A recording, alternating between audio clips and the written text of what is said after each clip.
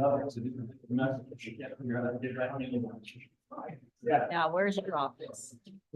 I have some things. And then this is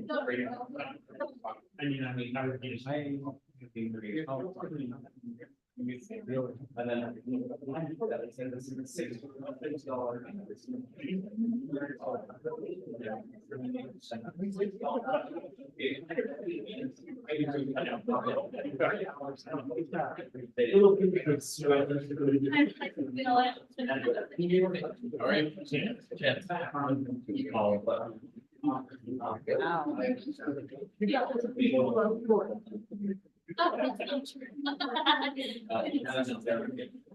Oh, that's hard. But it comes to them. I'm just going to them. Yeah.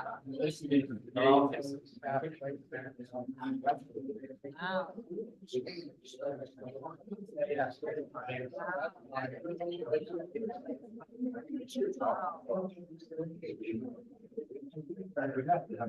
Well, I've been at one of the last year. And then we got it. And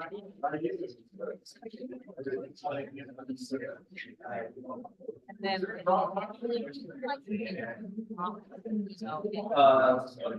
This is the water metering issue. Oh, that, you can just get that recorder right there. Oh, he's. So. Yeah, the water. I'm kind of going in. What's the point? Hasn't been.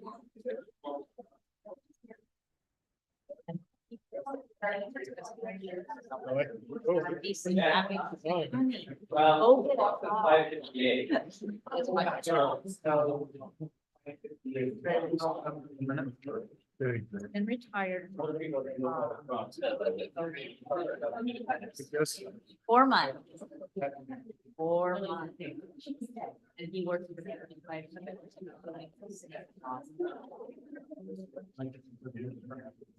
Yes, yes. Well, no, well, I mean, field. So he fixed CAT scan in Orion's.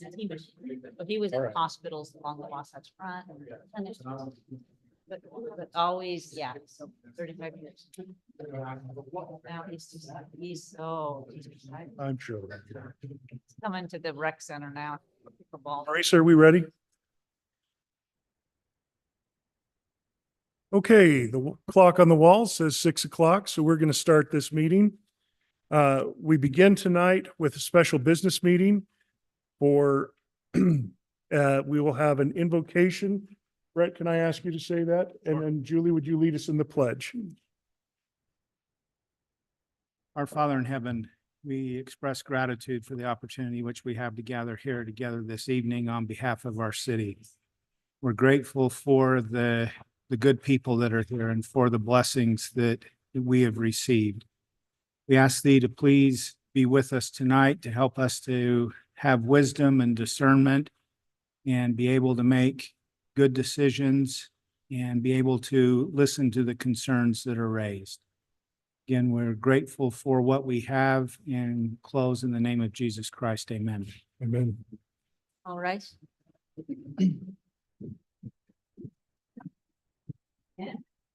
I pledge allegiance to the flag of the United States of America and to the republic for which it stands, one nation, under God, indivisible, with liberty and justice for all.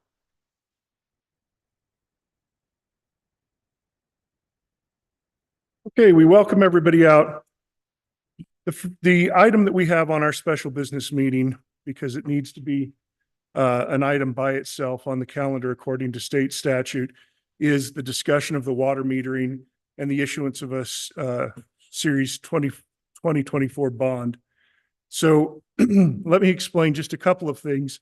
I received an awful lot of phone calls this last couple of weeks about this, and there are a couple of things that consistently were mischaracterized. Number one, the state has given us a mandate. We knew this, we discussed it in meetings last year, we have to do water metering. We do not have a choice. The state has, if we don't do it, the state will take our money and do it anyway. So this is a state mandate.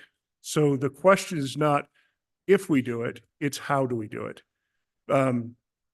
So along with that, we have an opportunity to get a very low interest loan that will help pay for some of the things that we have to incur a cost of, which includes the meters themselves. So that's what we're proposing using this bond money for. The reason I say it's a great opportunity is because no bank is out there lending at 1%, but this bond we get at 1%, which is pretty reasonable terms. Let me tell you what we've also done at this time. As soon as this mandate came out and we realized there was no way around it, we applied for a federal grant. We were awarded the maximum amount of the federal grant monies 2 years ago. Our public works director and I went down and lobbied for this. We were very happy to get that amount. And that $10 million offsets some of our costs. But in this city, we have not pushed water metering. And so the concept that we have to now catch up and get everybody metered by 2030 is a very tall task. So we are in progress. We've been making these updates for a while, but that's where we're at. This is not a choice that we can choose just not to meter. It is a state mandate. So I'm going to open to public hearing. Anybody that would like to make a comment can come forward. You need to state your name. You need to state your address so that we know where you're coming from. And you have up to 3 minutes to make a comment. If you go past that, we will cut you off because we have to be respectful of time. We have a lot of affairs and we have to get through everybody's equal opportunity. So I open public hearing. Come forward, please. Taylor. I'm having technical difficulties. Oh. Hello, State your name? my name's Thomas Mellers. I live at 1833 West, 2525 South. Lived there for 22 years now. And as far as metering goes, the city already knows how much water goes through the system, metered at the source.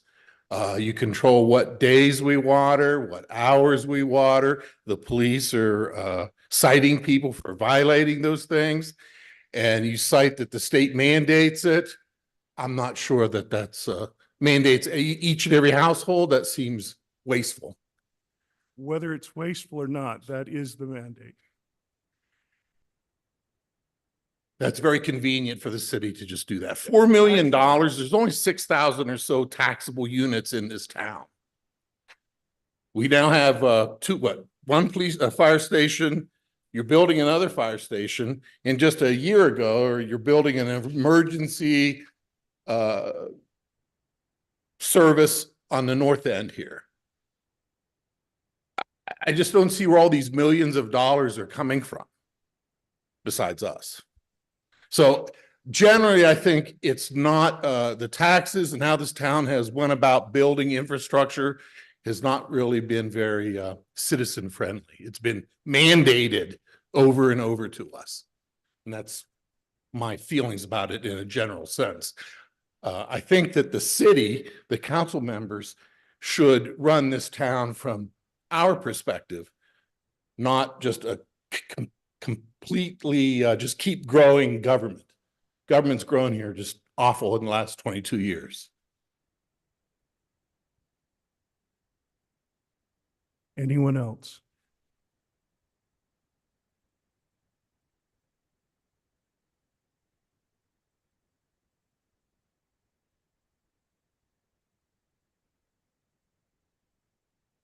My name is Dean Krager, 901 South, 1875 West, Syracuse.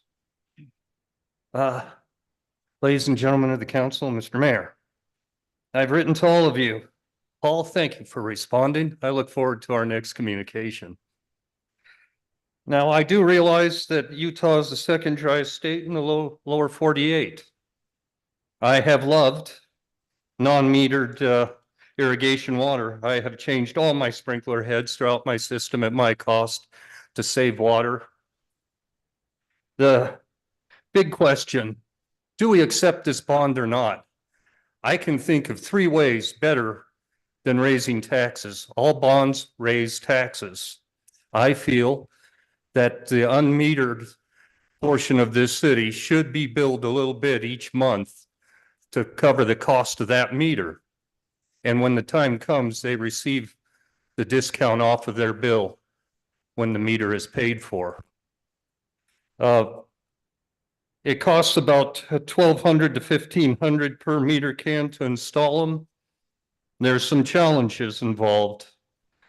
Most of them can't be done by machine. They have to be done by hand. The cans are installed and the landscaping is replaced. I know one private contractor that it's been a good year to install these cans. I have no problem with with everybody paying for the water that they use. I have a problem with paying an extra bond. Let's look at some other way than to pay another bond. Thank you.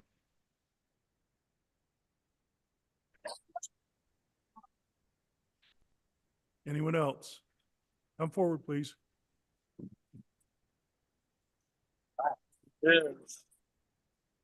We might want to guard them sometime.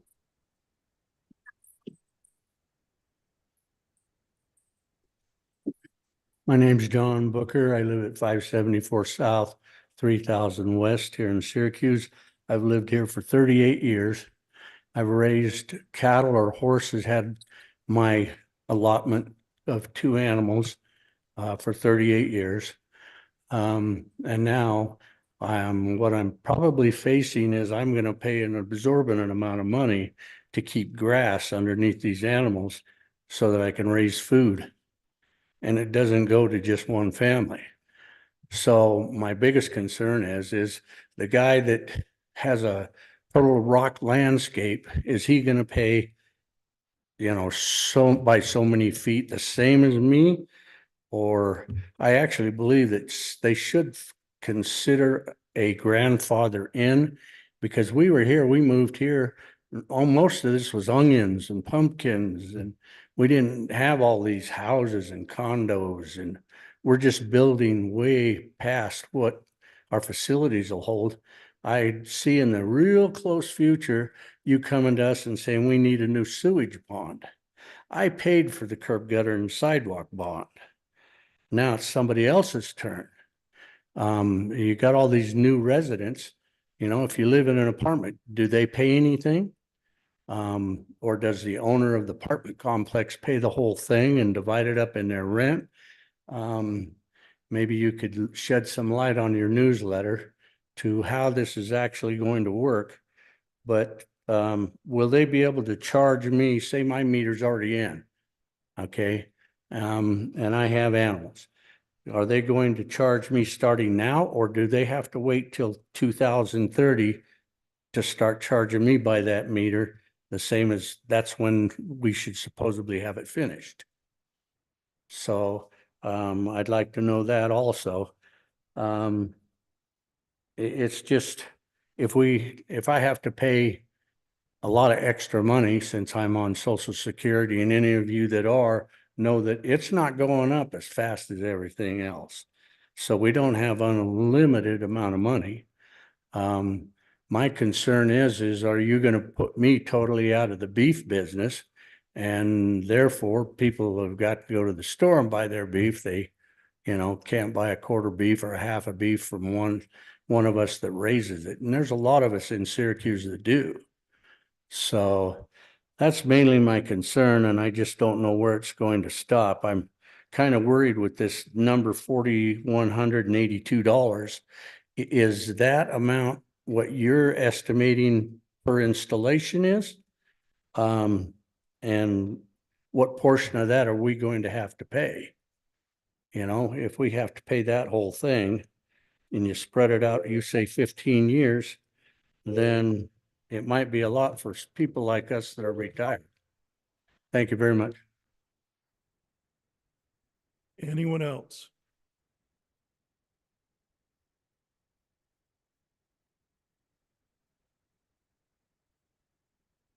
Leonard Millgate. Live at 728 South, 1825 West, over by the high school. The only thing I've got to say is that I see us building so many high-rise complexes now. And I don't know how that fits in with this secondary water. I would imagine those complexes have secondary water for their landscaping and everything. And we're letting so many houses being built in this area that are taking on the secondary water. I believe that we ought to do something about slowing down the building of this beautiful farm city. That's all I got to say.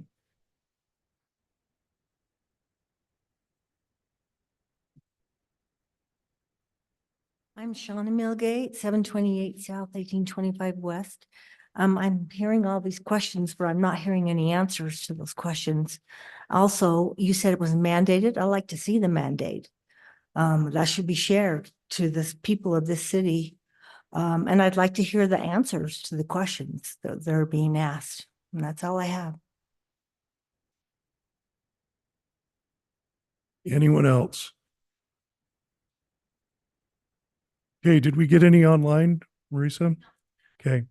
All right, so I'm going to close public hearing and I'll address a couple of the issues. But first of all, you need to understand that in public hearings, it's not council's place to interrupt. So we have to let you make your statements and bring your issues forward. It's not a debate. By law, we are supposed to just talk about the things that are on the agenda.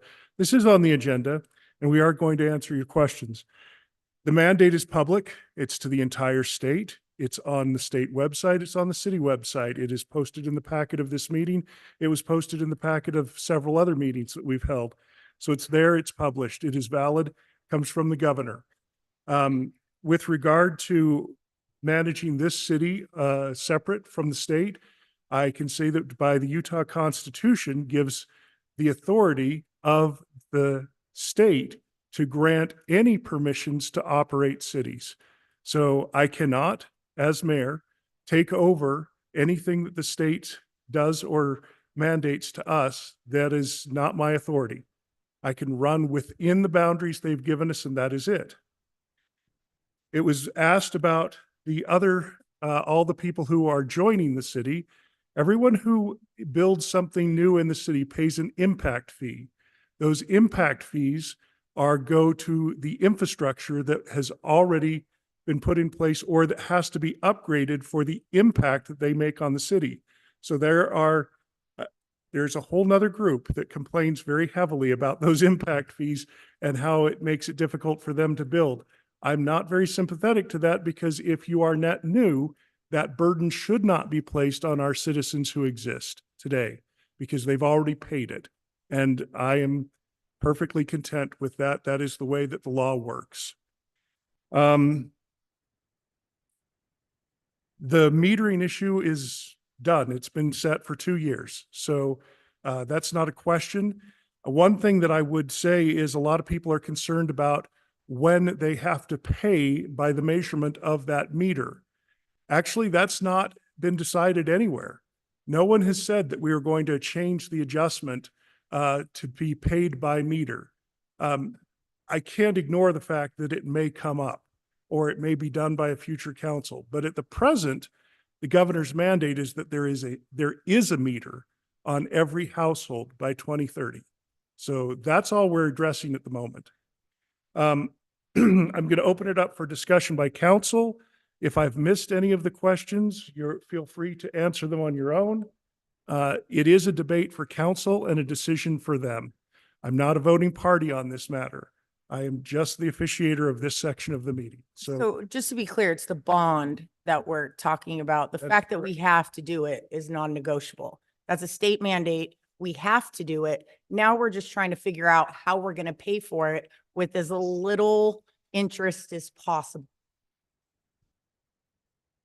Anyone else? May I? Yes, please. So to answer the question, if you can actually read the mandate. If you go to the 2020 session, it is House Bill 242. It was put forward by the floor sponsor was Senator Michael McHale, and the bill sponsor was Representative Val Peterson. So they wrote up the bill. It was passed in 2020, and this is us just trying to fulfill our mandate to the state. Like I said, we are technically a subsidiary of the state.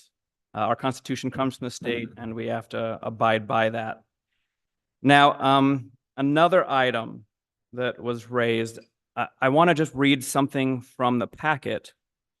It says, at this point in time, we have sufficient net revenues in the secondary operating fund to cover the 1.25 times coverage required by bond covenants. It is our opinion the city does not need to raise our utility rates on secondary water revenues to cover the bond at this time. This could always change in the future if the coverage ratio drops below the 1.25 times coverage. So what I'm saying is we're not changing what we're charging you. You should not see an increase for this. What we are doing is we are trying to, since we have a mandate, we are trying to build it faster. We are seeing in the recent years anywhere from 3 to 5 to 1.8% inflation. And so if we can get a bond at 1% and beat inflation by 3 or 4 points, this is a win for the citizens of this community. We'll follow their mandate because that's what we have to do. We're going to do it in the cheapest way possible. So we as a city, because we all pay taxes too, we as a city will try and pay we as citizens will try and pay the least amount to fulfill this mandate.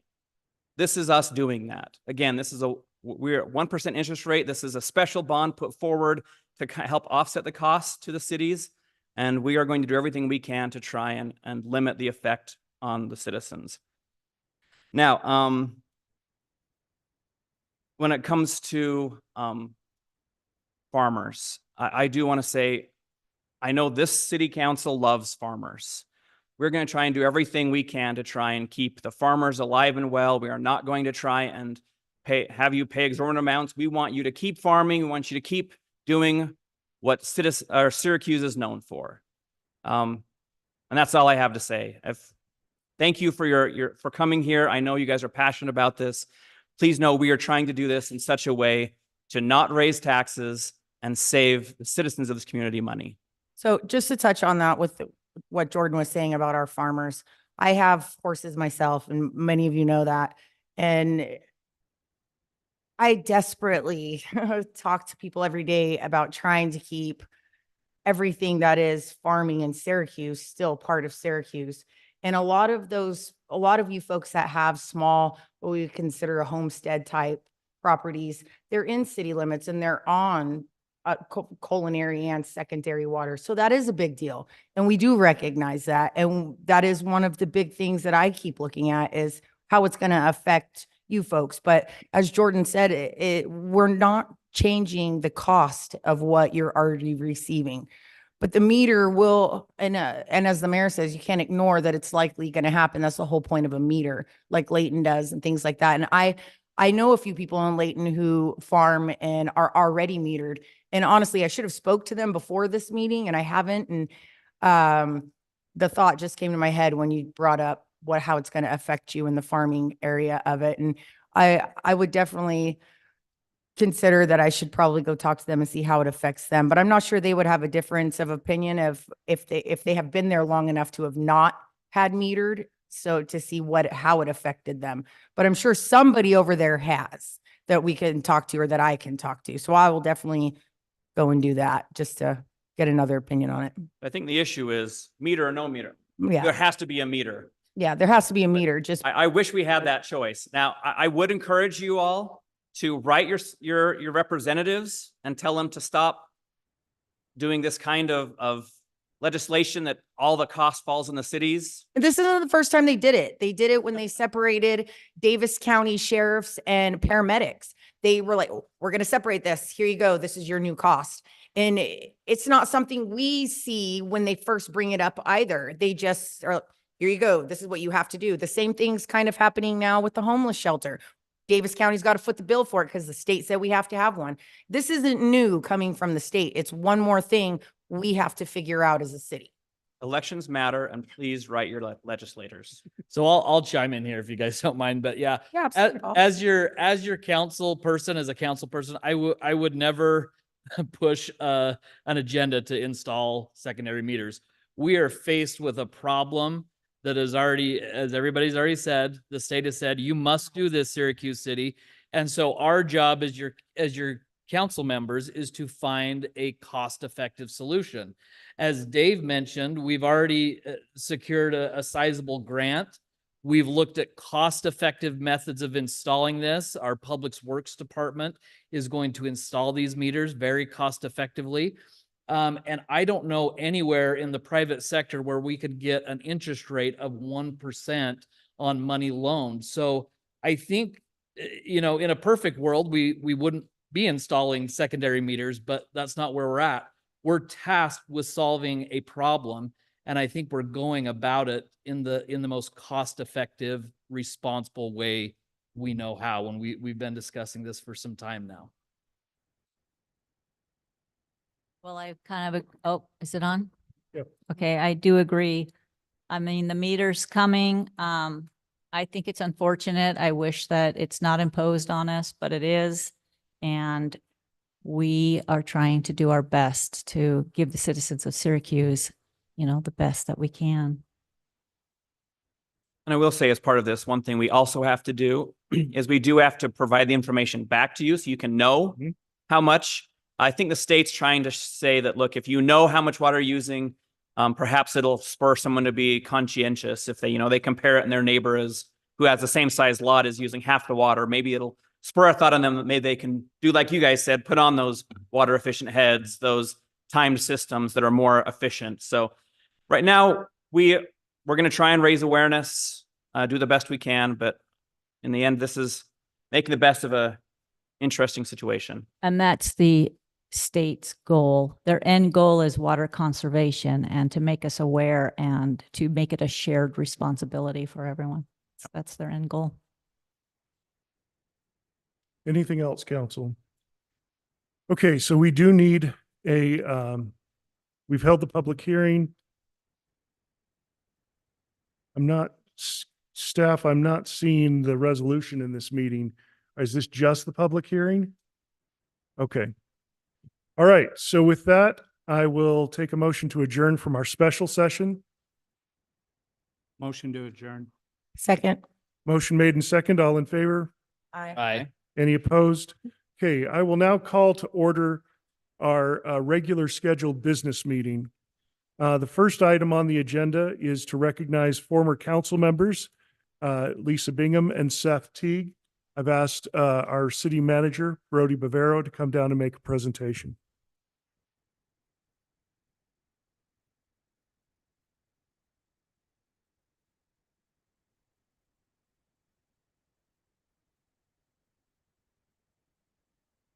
We're going to let Sterling come up here in a little bit too, so don't get too comfy. Mayor and council, as a staff person who witnesses the council and mayors in action, I can say that it is a service. It is a true service. You are dedicating time. It is not always fun. Sometimes, no matter what decision you make, somebody's ox is getting gored, and whether you make it on whether you vote one way or the other. And so it is something that is admirable, and I commend anybody who decides to put their name in the ring to run for office and serve their community. It is not a glamorous job at times, probably most of the time. I just want to take a minute to recognize former council members Teague and Bingham for their dedicated service Councilmember Teague served for the last 4 years, 2020 through 24, right? And Lisa served 5 years. Am I right? 5. So we have these clocks here. These nice clocks that say Syracuse City honors the former council member. Thank you for your service on the city council and the dates of their service. I'm gonna hand this to them, and then I'm gonna ask their family members who are here to come on up. We're gonna get a photo. Kara's gonna snap a photo. Because I also know that when you're serving as an elected official, it's kind of a family deal, right? I mean, if you have family members at home, children, spouses, whatever, they're impacted too because of the service and time that you put forth on this. So I want to recognize that and thank you both. Thanks. Let's give them a round.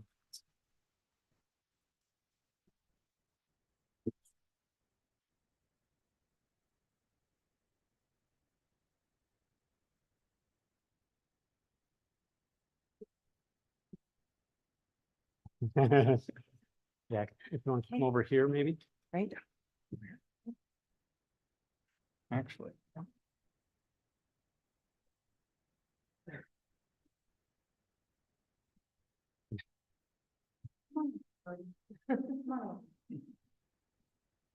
Okay, 1, 2. Thanks. Thanks, guys. You guys are You both. amazing. We miss you. We know you don't miss us, but we miss you.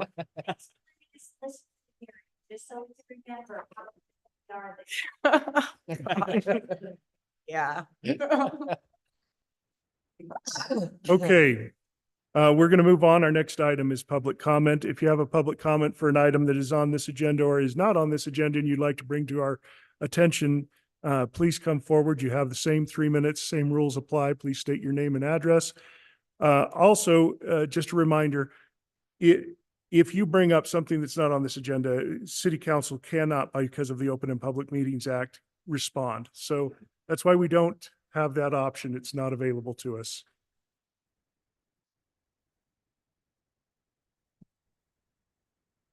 Shane, what would a meeting be without? I tried to participate.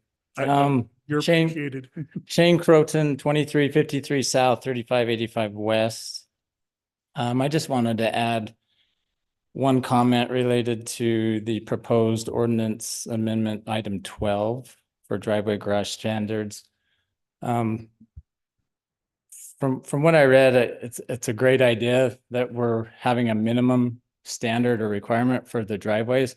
However, I think we're only addressing part of the issue and not the whole. The driveway is kind of a symptom of the main issue, which is the garage itself. I think we should really have a minimum requirement for the garage area as well. For example, my home, it has a 2-car garage. So I'd like to put 2 cars in that garage. However, half of that garage, 4 feet, has a stairway encroaching into that, what should be a parking spot for my car. But because it's a stairway leading to the door, it takes away that amount. And so the only car I could possibly get in there is a really small car. So it'd be nice to have some kind of minimum standard that has a unrestricted garage space for vehicles. And if that's a 20-foot depth, just making sure that it's not encroached upon by a stairway leading to a door, or a lot of the newer homes that are being built now have mechanical rooms or mechanical closets in the garage, which take up space in that garage as well. So just something to maybe consider while you're looking at this amendment. Thanks. Anyone else? Can I ask general questions? You can make a public comment. I'll make a public comment in a manner that maybe you can answer my general questions. We're not allowed. We are not We allowed. don't have to right now. Is this right? Thomas Mellors, 1833 West, 2525 South. When I first moved to this community, I came to these meetings pretty religiously. And in due course of time, the government changed from council mayor to city manager. And that was a very unresponsive form of government. So is that the current form of city government we have now, or are we back to the mayor council? Can't discuss that. It's not on the agenda. We can, I mean, we have a it's- city manager. We have a city manager, we have a mayor council. I mean, we are the city council, or we're the city form of government mandated by the Utah Constitution, which for our size city is a 6-member council, meaning 1 mayor, 5 council members. We have hired a city manager. So the town is run by the city manager and you guys give him some This is supervision. not a discussion point. I'm sorry, sir. Okay.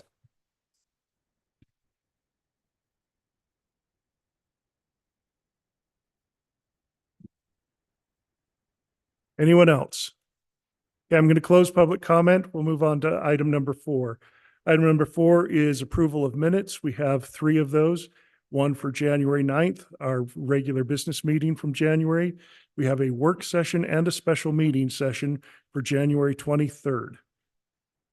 If anyone has any adjustments, please state them, or I will take a motion to approve the minutes. I so move, we approve the minutes. I didn't find anything that, where's Seth? I miss him, that needed changing. Okay. Second. Moved and seconded, all in favor? Aye. Any opposed? Okay, item number 5 is our biennial report from the Victims Advocate. Celeste, can you come forward and share? Our Victim Advocate program is one that we share with a couple of other cities, Clinton and Sunset. And this has been a great resource to those who have been victimized here in our city. Hi. I always say I'm not going to be nervous, and I've been doing this almost 5 years, so it's kind of crazy. I've been telling myself the whole day to, breathe and relax and speak slowly. But anyways, hi. I think so. I don't think I've met a couple of you guys, but I'm Celeste. I'm the Victims Advocate for Syracuse, Clinton, and Sunset. And this is my presentation I do about twice a year. Oh, I guess we're giving them a minute. Sorry, I'm getting too ahead of myself. We need the PowerPoint. Oh, there it goes. Okay, so that was just my introduction. We can do I need the? I think she'll just have to go on your signal. Okay, perfect. We can go on to the next slide.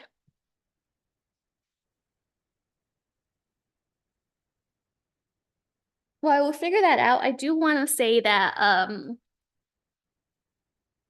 for this program to be successful and everything that we've done to improve the program, I have the best team that I work with, and like being one of them, Chief Atkins and Assistant Chief Austin Anderson. They've been wonderful in helping me, give me ideas on how to improve that and how to become a better advocate for the city. So just kind of wanted to put that out there. So these are the objectives that I plan on going through. If you guys have any questions, please feel free to stop me. I'm happy to answer any questions. I did submit a packet. Hopefully you guys had time to kind of look over it and see kind of what this presentation is about. So first we're going to be going over the combined stats. So we can go over to the next slide. I'm going to be showing you guys combined and then each city separately, but we're not going to go over the Clinton and Sunset. It's there for you guys to see if you guys would like. I'll be focusing solely on Syracuse. So the total number of victims served in 2023 combined, all 3 cities, were 379 victims of crime. On the left side, you'll be able to see the number of crime that were reported in 2023, and on the right side, numbers served. So that means how many victims I was able to get to. So domestic violence, as you can see, is number 1. 492. I was able to get about 50% of those DV cases. So on the packet, you'll be able to see other type of victimization as well. I just wanted to show the ones I work with the most. We can go to the next slide. Syracuse City. So 95 DV cases. With how many cases and with the heavy caseload that I've been dealing with it's been increasing over the years, but usually I've had to learn how to prioritize cases. So I've had to learn how to see which cases are the ones that need assistance right away. So with that being said, DV cases are the ones that are being prioritized due to the high volume, number one, and due to how fast it hits court. So when a case it's hitting court as quick as it is, the advocate needs to get in contact with the victim to explain the court process and address any questions or concerns they may have. So with that being said, that is the number one priority that I currently have. Sex offenses it is in order on the ones I believe should be prioritized, DV, sex offenses, and so on. Sex offense cases is one that I really want to focus on as well. But due to the high volume, I've had difficulty getting to those cases. So the purpose of this is to ask for the council's help to see how we can improve our program even more. We can go on to the next slide. We can skip that slide and that one too. So how can we improve our program? I did mention, I would like to focus on sex assault cases, and I would like to be able to speak to any potential victim as well, not just victims that we already have been working with. You can see on the charts right there that those two numbers are highlighted, 49 and 257. Those are 49 cases and 257 cases, not victims. So each case may have more than one victim. So potentially we can have 100 victims within those 49 cases that may become victims, but the advocate is not, doesn't have enough time to contact them. Sex assault cases are cases that advocates should be prioritizing due to how the victims are very vulnerable and they need that extra attention, that extra emotional support and criminal justice advocacy. However, because the process is longer, the investigation process is a lot longer, they don't hit court as fast as DV cases do. So sometimes those don't get pushed up like they should. So that's kind of where I'm trying to focus, is being able to provide those services to those vulnerable population who have become victims. We can go to the next slide. Right here, these are just stats. I think it's very, it's nice to know, what's going on in the state of Utah. It's where we live and we want to make sure everyone's safe. With a study found that 90% of abusers do not have a criminal records, and abusers are generally law-abiding citizens. So that 90% may potentially be part of that 49 cases that the advocate has not reached out to, because we don't really know that's going on. It's silent victimization. So if someone is able to intervene before it gets worse, that's the goal, right? We're trying to keep everyone safe. So we need someone to be able to do that and help us out with that. I would like to draw your attention to the very last bullet that says the Utah Domestic Violence Coalition reports that about 80 Utah children witness their mother being abused emotionally, physically, mentally. Those 80 Utah children become of this vicious, never-ending cycle. This never-ending cycle that if someone doesn't intervene to help those children, they may become a victim in the future. And it's just going to be a never-ending domestic violence situation. And we want to make sure our children are safe, right? So in order to do that, we have to be able to intervene at some point. We have to be able to reach out to the mother, to the father, whoever's a victim in that situation, and make sure they're being taken care of. It takes one person, one phone call, and the right emotion and the right connection to be able to communicate with a potential victim or victim of domestic violence. We can go on to the next slide. This right here is just the numbers from when the program first started, which was September of 2017. You can see that, numbers have been increasing and they will continue to increase. Our city is growing like crazy. Everything around us, not just Syracuse, the state of Utah is, and we want to be prepared. We don't want to be bombarded by all these citizens and not having enough advocates to be able to provide those resources. Aside from that, I think I'm a planner and I like to make sure we're prepared. So I think just those numbers alone say that, we should be prepared for the future. We can go on to the next slide. So this is a fun part. So right here, we can see that the average pay for a victim advocate position is around $23 to 26 hours per hour. The proposed pay right now is about $24 an hour is what we were able to agree on or decided on. That was a good start based off speaking to the HR department, other advocates nearby, and actually Mr. Paul Roberts, who was, the Syracuse prosecutor here for a while. I was able to talk to him to get his thoughts, and that's kind of what we were looking for, what we think it's the best. So we are looking for someone with little to no experience. We're looking for someone who wants to learn and gain knowledge and gain that experience in the field to be able to succeed as well. I want to give someone the opportunity like it was given to me. When I first started, I had no idea what I was doing, but Salt Lake City Police took me in and provided me with everything I know now. If it wouldn't be for them, I would not be here. So because of that experience, I'm able to be the victim advocate I am now. And I owe that to that person who opened the door to me. I want to be that person. I want to be able to help someone else succeed in the world that we're in the victim advocacy world. We can go on to the next slide. So I'm not going to go through exactly the math, but you can see the numbers here. We're definitely going to be splitting the cost between all three cities. Everything is based off the crime rate in each city. And the total cost would be about just a little under $30,000 with all three cities combined. We can go on to the next slide. So right here, this percent that you guys see for Syracuse, 43%, and we rounded up. It's the percent that we paid for fiscal year 2023. So that's how I'm getting the numbers for right now. It's just the estimate we're thinking about. So those may fluctuate. Again, it goes based off crime rate. And we can just see how fast the city is growing, more population, more crime. So it would be about $23,000 for Syracuse City. And then you guys can kind of see the other ones for the other cities as well. We can go on to the next slide.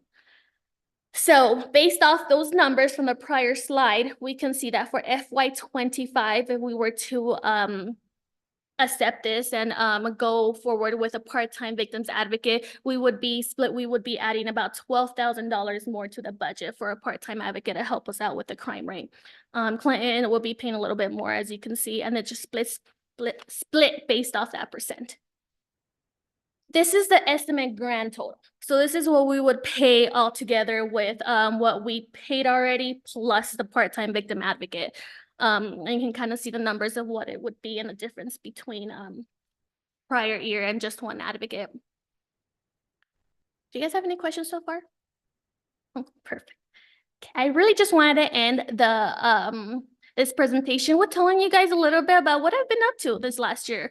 I've been trying to get involved a lot more with the community. Again, it's a little hard when it's just one person and you have a heavy caseload, but I was able to manage to get to Syracuse City Heritage Days, Sunset Mental Health Days. I think that actually it's the 4th year this year that they're doing that. It's a pretty cool event. And then the public safety event that happens in the fire department. So all the cities contributed to something, something like cute little supplies to be able to give out to the community members. One of them, we were able to make a comfort can. So what this is when someone comes into the department and they are in there for an interview, it's easy. We can just easily give them this comfort can. We can write down their case number on here, and it has a lotion, chapstick, Kleenex, whatever the can may have. And it's just basically to show that person that we care about them, that, we're here for them. And honestly, it just makes them smile. Something as plain and easy as this can really make them smile. So that's kind of my presentation. I don't know if you guys have any questions, concerns. And that's my email address, my phone number. If you do have any questions in the future, I'm happy to meet with you guys again and kind of discuss this further if you guys want. I really cannot thank you guys enough for, first of all, giving me the opportunity 5 years ago to, continue this journey. And I love Syracuse City. I really do. And I'm really blessed to have such a wonderful team. You do great work here. I mean, you do great work in all three of the cities, but we're really lucky to have you. You are an incredible human being, and the work that you do is not easy. And we recognize that for sure. Thanks. I think so far this might be my best presentation. I didn't like ramble off like I usually do. Oh, you did great. You keep getting better, Celeste. I just want to echo her comments. What you do is not easy. It's emotionally charged. These are people who have had really bad days. And thank you for making your day a little bit better. Thank you, guys. Hope you guys have a great day. Thank you. Thank you. Bye. Happy Valentine's Day Happy Valentine's. to your husband also. Okay, council, we're going to move on to item number 6, which is a resolution R24.05, appointing Felix Espinoza and Patrick Oliverson to the Architectural Review Committee.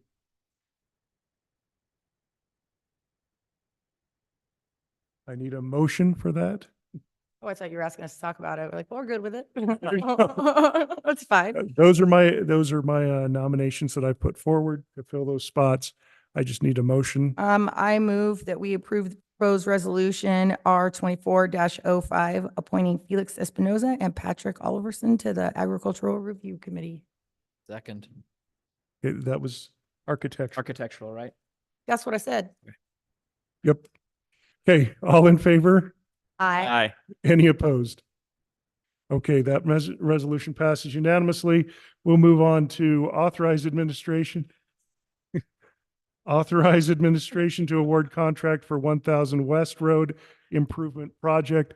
Robert has some numbers from the bid opening he'd like to share with us, and they are in the packet.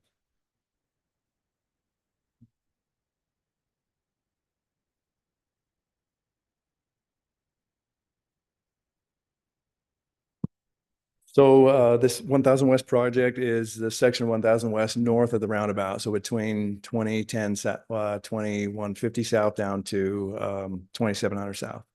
This has been on our list for probably the last 12 years. And it's just taken a while to save up for it. So we have bid this out. It was already in our budget for this year to bid out. And we got 4 bids. The range between 2.9 million up to 3.6. Low bid is Leon Polson at 2,944,855. I've outlined what budgets each of how that money breaks out into what budgets. Can I ask a question? Yes, There's 2 Geneva rocks on here. sorry. There was 2 Geneva rocks on here. There's Oh. That must have been a typo. There, I couldn't tell you right off the bat who the other one was, but yeah, Geneva Rock did not bid twice. I apologize for that. There was a different bidder, but I don't have that with me right at the moment. Sorry. But the recommendation is to go with the low bidder, right? So Yes, recommendation we've is done a lot low of work bid. with them in the past. So, so I would, if we could get a motion to award the bid based on the recommendation. That's, yeah, that's not a lot of difference in any of those except that 4th one. They're all kind of right there with each other too. So it seems like it's pretty reasonable. Now, Polson, they have a yard right close, don't they? That's why theirs is a little bit cheaper, I would say. They have done a lot of work for us in the past. They understand how to work efficiently and they love working with us because we prevent them, any contractor from having downtime because we respond to their questions very, very quickly. So they know they don't have to put out extra contingency money while labor is waiting to get answers. I propose then we go ahead and authorize the administrator. Go ahead. One more. Yeah, go ahead. question. So we've got, what's our deficit between budget and bid? Is it about 700?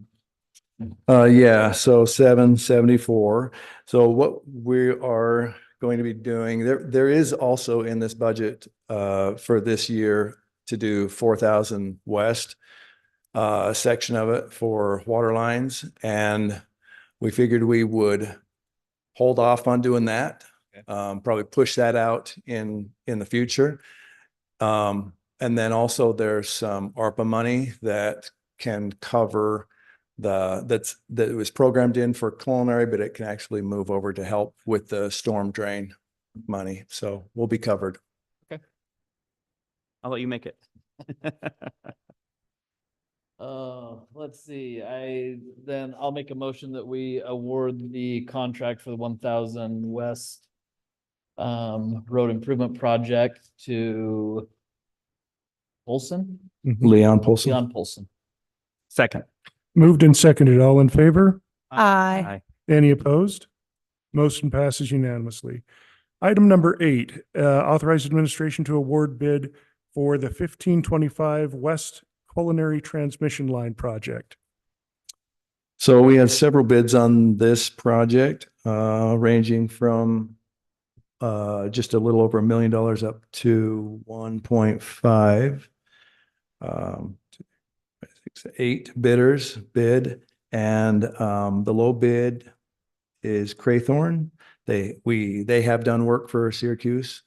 So we are recommending low bid on this for $1,062,774. This would be a section of transmission main running down from 700 South down to Dallas Street, 1290 South, along 1525 West. This is because a line, an old undersized main running down 1000 West down that same section was given to us from Weber Base, and basically it was a line that needed to be taken out of service anyway based on its pipe condition. So we took it out of service knowing that that this would replace it. So this is replacing it. Now, this is a section of the city that often has issues with low water pressure. Will this help alleviate some of that? No, not necessarily pressure. This is on our culinary system. Oh, you're right. So no, this is resiliency, which will interloop our main connection from Weber Basin up by the 7-Eleven down into feeding into the system. I like Craythorne. I think Craythorne is great. There hasn't been a project yet that they didn't do fantastic, and their drivers are super respectful and everything. They're a pretty good company. I like them. Would you like to make a motion? I sure would. I would like to move, we authorize administration to award the bid for 1525 West Culinary Transmission Line project to Craythorne. Second. Motion made and seconded. All in favor? Aye. Any opposed? Motion passes unanimously. Next item up is proposed ordinance 2024-01, amending the Syracuse City Code, section 4.15.450 pertaining to cross-connection violations. And again, this is because this is a very serious problem when it happens, rarely if ever does happen, but It has happened. it has happened, and it contaminates everyone else's supply and risks their health. So I don't know if we need to go over it any further. It's been just fully discussed in a work session. Unless somebody has something new to bring to the table, I'll take a motion. I'll motion. I move that we approve the proposed ordinance 2024-01, amending Syracuse City Code, section 4.15.450 pertaining to cross-connection violation. Second. Moved and seconded. All in favor? Aye. Any opposed? Motion passes unanimously. Item number 10, proposed ordinance 2024-02, amending Syracuse City Code, section 8.10.90 pertaining to irrigation water. Again, discussed at great length in our last work session, meetings that we just approved minutes for. Does anybody have anything new to add, or we can just move forward? I'm good with it as written.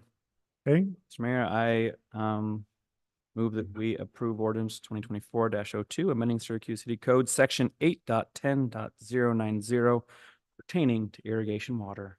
Second. moved and seconded. All in favor? Aye. Aye. Any opposed? Motion passes unanimously. Item number 11, proposed ordinance 2024-03, amending Syracuse City Code, section 10.40 to add bicycle and electric vehicle parking requirements to our city code. We've talked about this at great length. It went through Planning Commission and is back to us. Does anybody have anything new or any new questions? My neighbors would like to say that they are fully in favor of this and think it is long overdue. And that is my literal, almost the entire road of my bicycling neighborhood. Okay. Yeah. Sounds like a good thing then. Yeah. This is unknown. My, I can move. my only comment is, in my opinion, I think the bicycle parking should be as the electric vehicle, and it should be recommended or a plan of what they should do if they so choose. I still think this is a business decision for private businesses to make. If they feel that their employees and clientele need bike parking, I still think it should be up to that business to choose whether or not they provide that parking. So I would like to see it as more of a direction of this is what the standards are if you so choose, but that's just my humble opinion. So I do know that, Noted. if I can respond. Sure. I fully endorse the governor's idea in this situation of doing everything we can to help improve active transportation within the city. This is not a huge expense. This is something that will allow employees the option to ride their bike and have somewhere to park it. I think anything we can do to help improve active transportation in the city is a good thing, especially when it comes at such a low cost for an individual.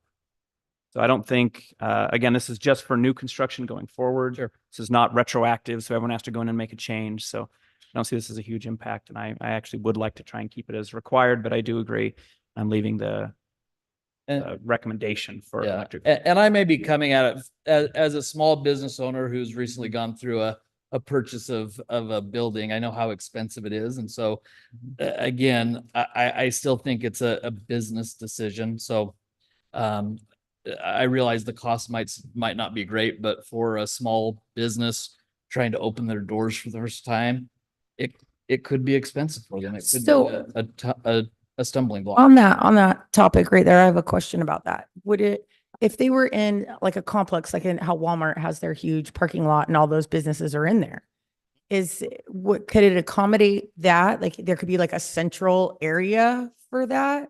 Like, I'm not sure if the ordinance allows for that because how would that work? Because I feel like that would be like logical for, how does that work? so I think that because we recognize businesses in that sense as the building owners separate from like the anchor store, I don't think that our code would apply. Now, we could look into this deeper, but I don't think our code would apply in such a way that would suggest that if one of them put in extra bike space, it counts for the others. I think that our code, the way it reads, would require each, so it would be per landowner. So if a landowner owns a strip mall of several buildings, he could cover his part of the property, but I don't think he can cover somebody else's. That would be up to interpretation, I guess. 'Cause I feel like making it the same way as cars, like it does seem excessive that way. But if it I was may- like one, sorry, no, go ahead. I didn't mean You to- probably have an answer to this before I even ask it. Go ahead. If I could just direct you to E in the ordinance, says provided at a ratio of at least one bicycle parking space per 15 automobile parking spaces provided on site. So we would look at the entire site. For example, if there's multiple buildings or multiple spots in one building and there's two buildings in one site, we look at the total number of parking stalls. So, and then there'd be a bike parking for the site. So like, for example, on your site, there's like 30 stalls. Yeah. There'd be 2 bike parking stations for both buildings that would be shared in a central location. Okay. Yeah. Thanks, guys. So you're saying that shared parking allows for shared bike parking, Perfect. Yeah. Cool. but how do you determine? So I'm just playing this out so that we're very Sure. clear on what this is. We had a proposal to build some businesses adjacent to the Walmart parking lot, and we would not count the Walmart parking lot as parking spaces because it's not part of there's no obligation for Walmart to supply any parking, even though they may not use it and people may choose to use those spots for their business. Our requirement in the discussion was you have to have adequate parking independently. So in that case, is that same interpretation not go for bicycle parking? Meaning if you are under some kind of I don't know what the HOA for business is, but you have some kind of combined agreement for it to share parking, that would work. But if you are separate buildings responding to separate parking lots, it doesn't work. Is that correct? Yeah, so usually in a commercial center, they'll have CC&Rs that they share parking in common areas. And so they're in the bicycle parking clause here, it says site. So there might be a debate that would occur between what is considered a site and what's considered, one individual business's.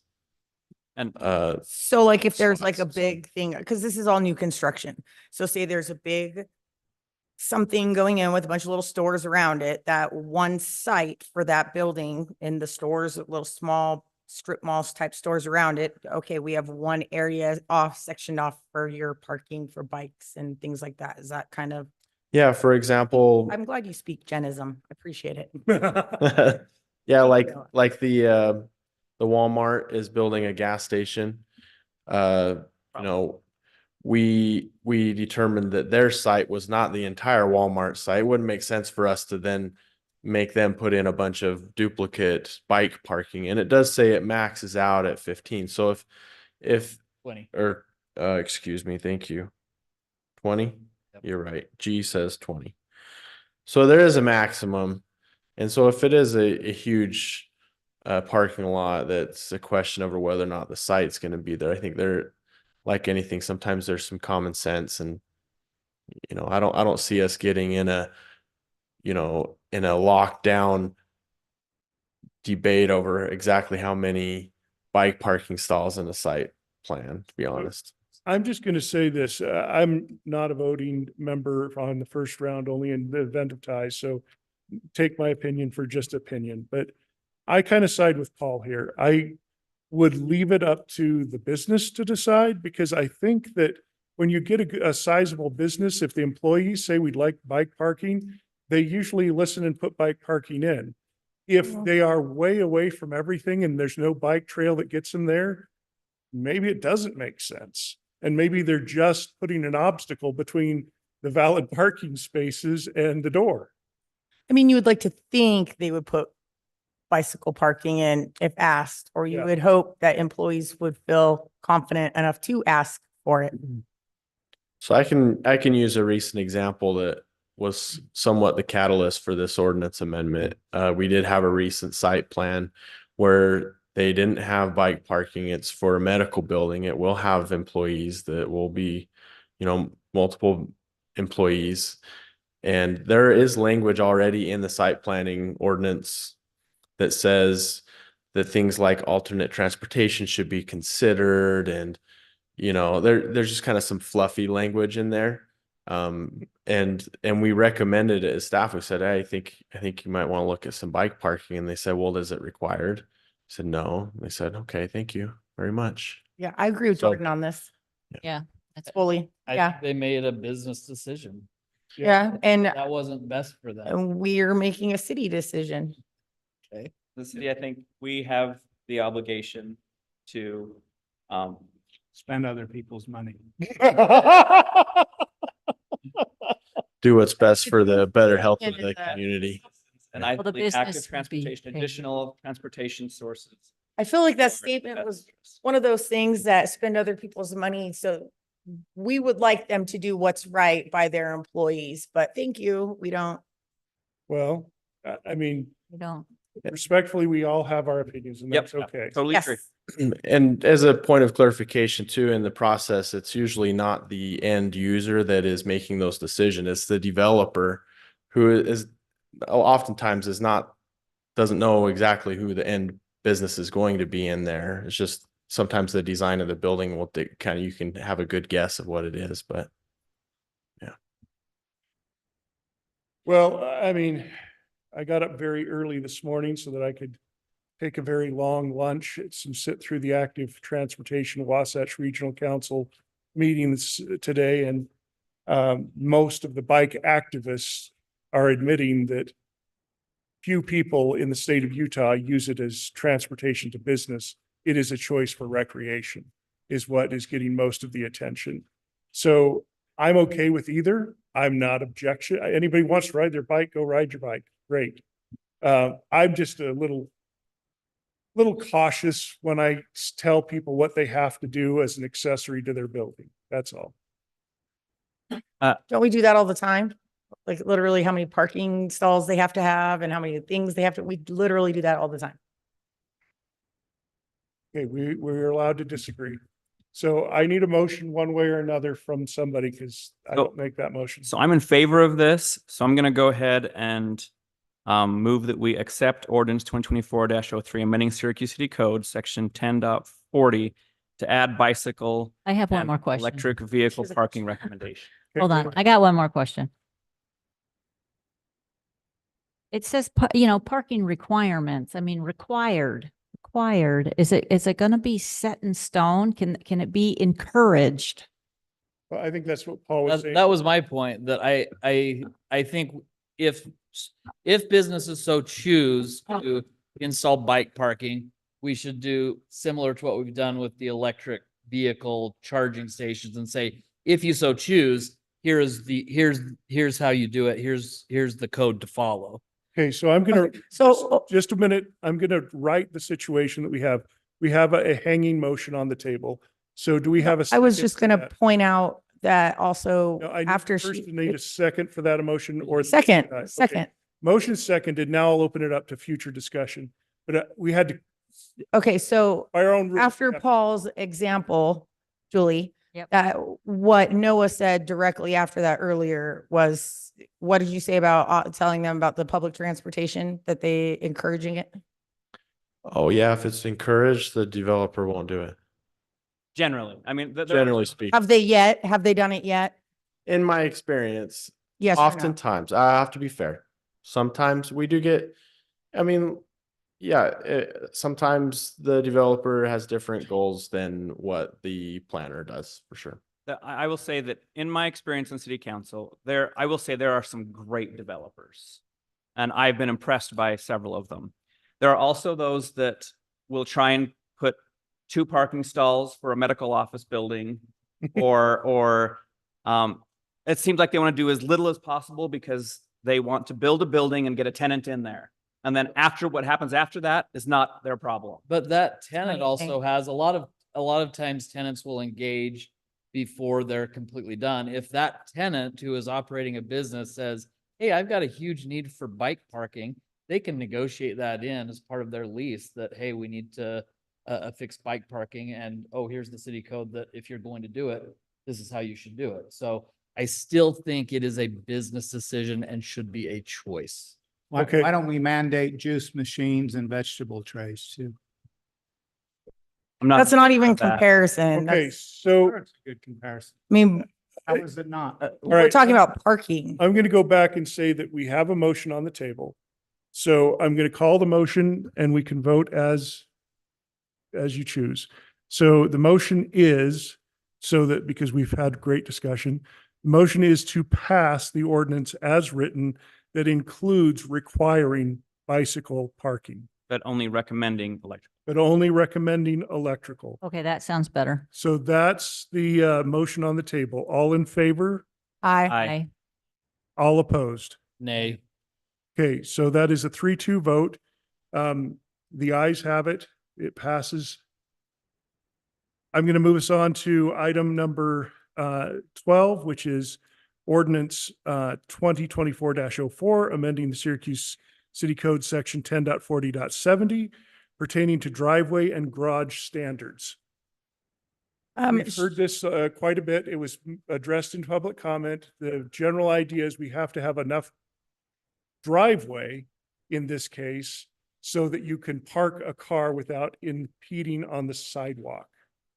I have a question about what Shane actually said. I thought he And raised a great point. He did raise a very good point because when living in Tennessee, we had a 2-car garage and one of our cars couldn't fit because that's staircase and it's the Inside the same garage. thing. So what control do we have over the garage situation?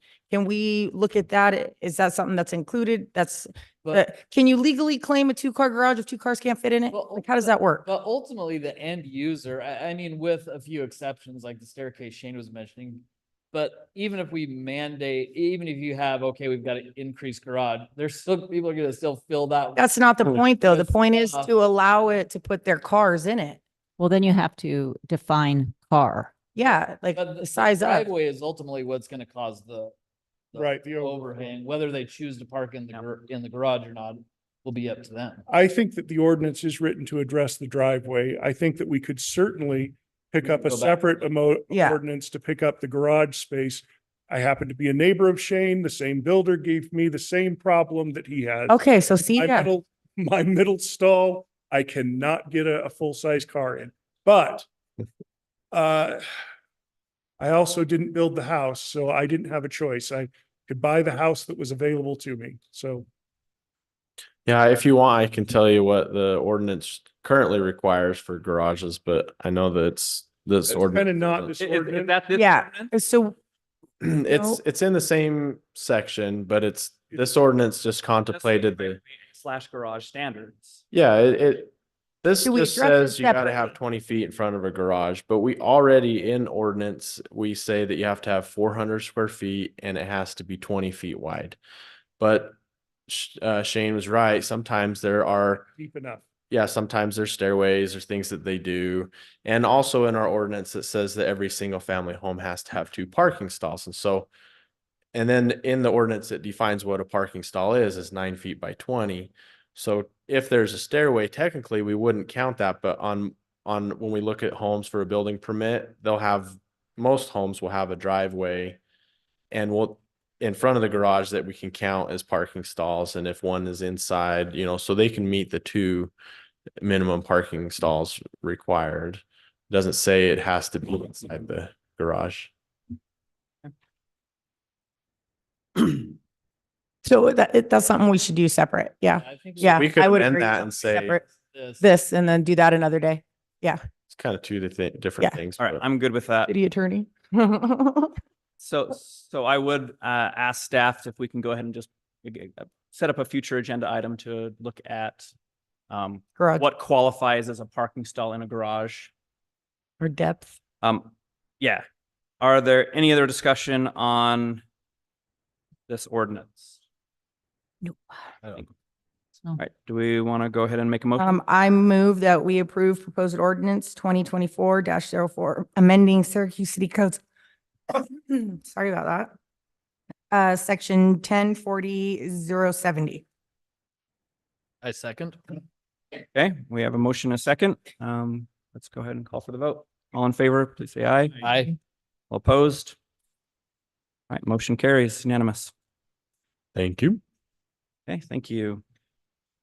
Okay, the next item on the agenda is resolution 24-06, appointing the mayor and city council members to various committee positions and assignments. This was provided in the packet. Did everyone have a chance to look through that? Yes. Yep. Yes, as expected. Okay, go ahead. Do we need a 2-minute recess? If you want, you can call a I'm gonna recess. go ahead and call a 5-minute recess, just. You're dropping like flies.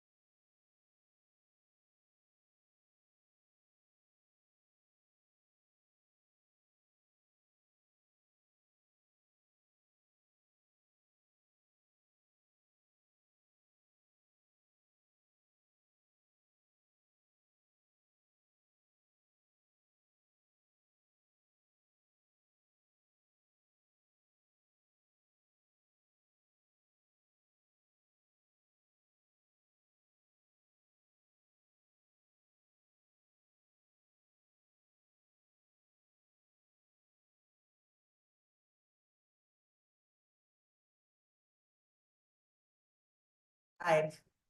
Thanks, medic. Okay, I'm going to resume our meeting after our brief break. We are on item number 13, proposed resolution R24-06, appointing mayor and city councilman to various committees as assigned. We discussed this in our last meeting. The copy that I had sent with proposed mayors pro tem didn't make it into the packet, so I'm proposing the following. I'm proposing Councilman Savage as mayor pro tem, Councilman Watson as second mayor pro tem, and Councilman Robertson as third mayor pro tem. Any further discussion on this item? It was discussed in a meeting. Yeah, I have two corrections. Okay. I did miss one meeting at mosquito event, and it was the same day as we had the 2022 open house. And it wasn't completely my idea for the cops and dogs thing, just the event itself was. Chief Akin actually had the idea to do the specifics of that. No, he didn't say I needed to correct that, but I feel like when you make a, incorrect statement, you should probably rectify that. Thanks, Jen. Yeah, Anything else? no. Then I'll take a motion. Mayor, I propose that we accept resolution 24-06, appointing the mayor and city council members to various committee positions and assignments with the adjustments you outlined. Second. Moved and seconded. All in favor? Aye. Any opposed? Motion passes unanimously. Chief Byington, please come forward and we will have our fire department biennial review. Yes, we will. And I love these biennial reviews. It's a chance for us to get an updated outlook of how our departments are functioning. It's too bad we can only do it once every other year. Yes.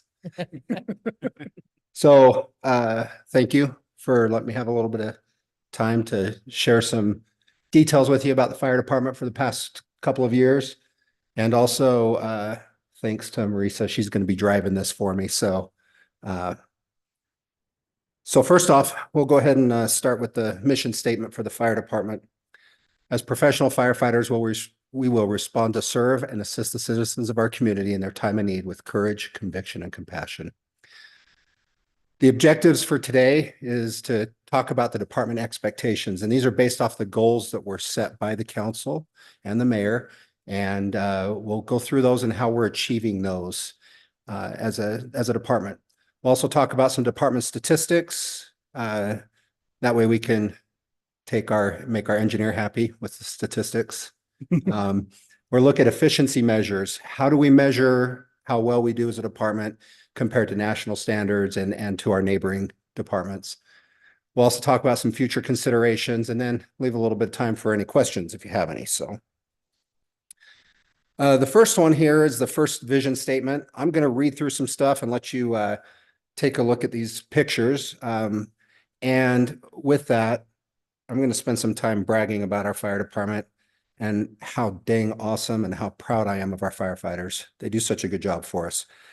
So the vision statement number one is Syracuse firefighters and EMS providers are professional, well-trained, and courteous.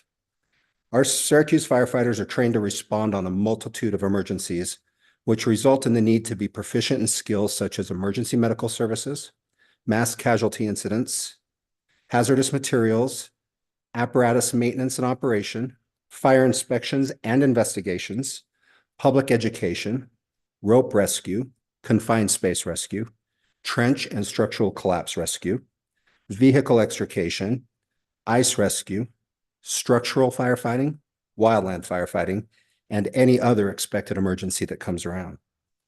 Our fully trained firefighters carry up to 17 or more professional certifications, and it requires nearly 300 hours of continuing education each year to maintain. So with that being said, we spend a lot of time training. We also have a recognition for excellence program for our firefighters each year, and you will get an invite coming up in May. We have an awards banquet, and with our firefighters, we award a firefighter of the year. We also have some special recognitions and some above and beyond awards for our firefighters that we also give out and recognize for some of the great achievements they do throughout the year. The next slide, please. Right here, we've got some quick little snippet training videos. You may have seen them on Facebook. I'm going to have Marisa play those really quick. Never back down, never what?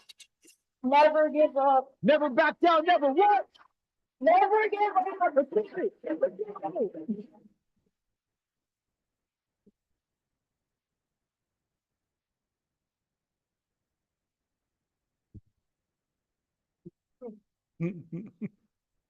If there was a problem, yo, I'll solve it. Check out the hook when my DJ performs it.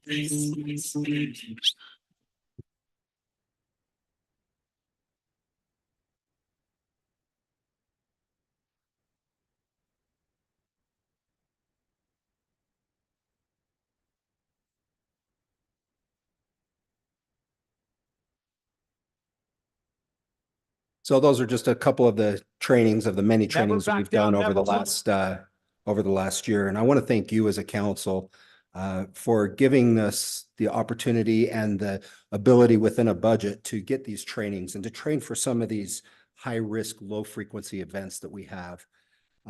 So thank you. It's appreciated. I know that our department appreciates it as well.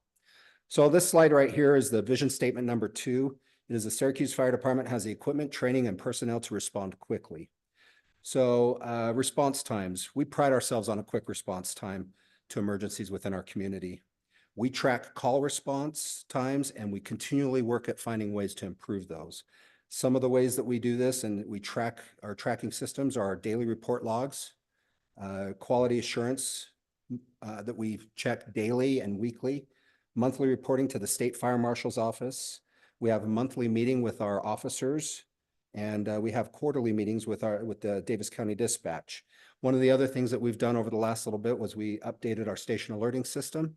That was part of the entire county, which has helped with our response times as well. And I'll show that on a slide showing up. As far as staffing goes, we have the staffing right now for our fire station that we have, Station 31. We're able to maintain staffing on all of our apparatus. Things are going great there. What our firefighters do besides training on a daily basis, equipment checks and maintenance, their continuing education training, physical fitness. We have station tours. We had one today. We get station tours quite a bit. Hydrant testing. All of the hydrants in the city get tested on a rotational basis to make sure that they're operational and they're repainted and they're looking nice. We also do what we call pre-plans. We get into some of our larger higher occupancy buildings and we make sure that they're planned and we understand how to handle an emergency in those buildings when they happen. We also do fire safety inspections. Every single business in Syracuse gets a fire safety inspection annually. And so as our firefighters, if they're not busy, then they can help the fire marshal out and help get those done because there's quite a bit of them throughout the year. And then of course, station maintenance and trying to keep those grounds and keep those buildings looking nice. The training, we conduct training daily and then also monthly as an entire department. So it's quite a bit. And we have some great apparatus and equipment. And once again, thank you. And thanks to our administrative team that puts together a great replacement schedule for our apparatus and is able to fit that into the budget. For future planning, you know what we do for future planning. We work hard and we try to project and see what's going on. We look at the neighboring growth around us and try to just look at the challenges that are coming up. So vision statement number 2, again, this one right here is our peer support and mental health. We're working with a company called First Responders First to combat mental health and suicide prevention amongst our team. And this has been pretty good. This has been a good part of our department that we've brought on. And it also lets us meet the requirements of House Bill 23, which requires us to do that and to provide that type of a service for our firefighters. And I feel like it's been a great help since 2020 when we had firefighter Robinson take his life. So we're grateful that we have this in place and we're happy that you're able to help us and give us the ability to move forward with this. So the next one we have here is statement 3, Syracuse firefighters and EMS providers are part of the community and respected by the public. Just a ton of the pictures that we do throughout the year, some of the events, trying to get out to to everything we can to be a part of if we're available. Some of the things we do is the Boy Scout first aid classes for merit badge. We don't see a lot of those anymore. Those are kind of dwindled out a little bit, but we used to get those quite a bit. Station tours, we offer community CPR classes, school presentations, and fire education to all of our elementary schools. This is just based on targeted grades set by the National Fire Protection Agency schedule. We have the Public Safety Jamboree, which is a hit. That's been awesome. Some city-sponsored events. We're always part of the Heritage Days, the Pumpkin Walk, any of the other events as well. Sporting event standbys, annual Santa Parade with the Grinch when he's not vacationing. Smoke detector batteries, we help with our elderly community with that as well. Residential and commercial fire safety inspections we talked about. We also have an internship program that we work with Davis Technical College and Weber State University to bring some of their students in to work with us. It helps with recruiting and retention. We also have a high school internship program for our seasonal wildland program. And that's been very successful. In fact, a few of them have moved on and gone into structural firefighting. One of them works part-time for us now. So, okay, this next one right here, part of that vision statement number 3 is social media. It has been an absolute blessing to have Kara on our team. Some of the changes and some of the things, those videos were done by her, some of the outreach that we've had. Our social media has remained pretty neutral through Facebook. However, if you look at the numbers, it's dramatically increased through Instagram, and our Google business profile has increased traffic, averaging 283 views per month. And of course, a review rating of 4.8 stars. Now there's only 8 reviews, but we'll work on getting that up. So this next one right here is our current organizational chart, how this sits. Some of the things I want to point out. We have 4 full-time administration. We have 34 full-time operations positions, 6 of which will be moving to the new station. And you can see those, they are highlighted there and they say in process. And they're up in the full-time areas. Those are the ones we're in the process of working to fill those positions right now. Our 20 part-time operations, the 2 that are circled there are 2 that were just offered full-time positions. And so they'll be moving up. We've struggled for several years to fill part-time positions. We have 20 part-time positions, and before these 2 move, we have 8 vacancies. Our last announcement, a job announcement for part-time firefighters, got us 2 qualified applicants. So it's really difficult to fill part-time positions in the fire service right now. So that's what our current chart looks like. We can move to the next slide, and just a quick overview on how our daily staffing is. Our shifts operate on a 48-96 schedule. They start at 7 in the morning, they work for 48 hours straight, and then they have 4 days off. It results in a 56-hour work week average. We have 3 shifts. We have an A schedule, a B schedule, and a C schedule. And that's why when we come ask for staffing, they usually come in 3s or in quantities of that so that we can fill each shift equally for that same coverage. On this right here, it just shows how it's averaged out per day. We have 7 to 8 firefighters on staff every day. The 8th firefighter is a position that we use to cover backfill. So if somebody's off on vacation, we don't need to bring in overtime. We just run with 7 people on the truck. We do have one, the one that's in yellow that's highlighted is a firefighter is the part-time staff position. So we still have one 24-hour day position that is staffed with our part-time firefighters. The other part-time firefighters that we have are covering sick leaves and some of the other short notice calls that we have, call outs. Okay, so next we'll look at some of the metrics, our call volume by year. Since 2020, we've had a 25% increase in call volume. And you can see that that's consistently growing. As I just sent out, and I don't know if the manager's report's been out yet, but we had about an 11% increase in just January from January 23. So we're definitely still seeing this continual growth in call volume. So on the next slide, this is really the projection. So 2 years ago, I came to you and I told you that we projected about close to 1,400 calls and closer to 1,500 calls for 22 and 23. And then those are the actual numbers. So we came in a little bit higher than the projection. So, and I think I figured those at about 6.5% or so. So this time I figured our future projections at about 8.5%. Just to still remain a little conservative on that. And that's where it's looking like over the next 4 years. What we don't figure into those projections, because we don't have any historical data yet, is the West Davis Highway and what that's going to bring as that continually gets used more. And then whatever future development comes in. We do know that in June is the anticipated opening of the HCA emergency room. And based upon other cities that have a standalone ER with interfacility transfers, we're looking at an additional 600 to 800 calls a year. So that is not figured into our future projections.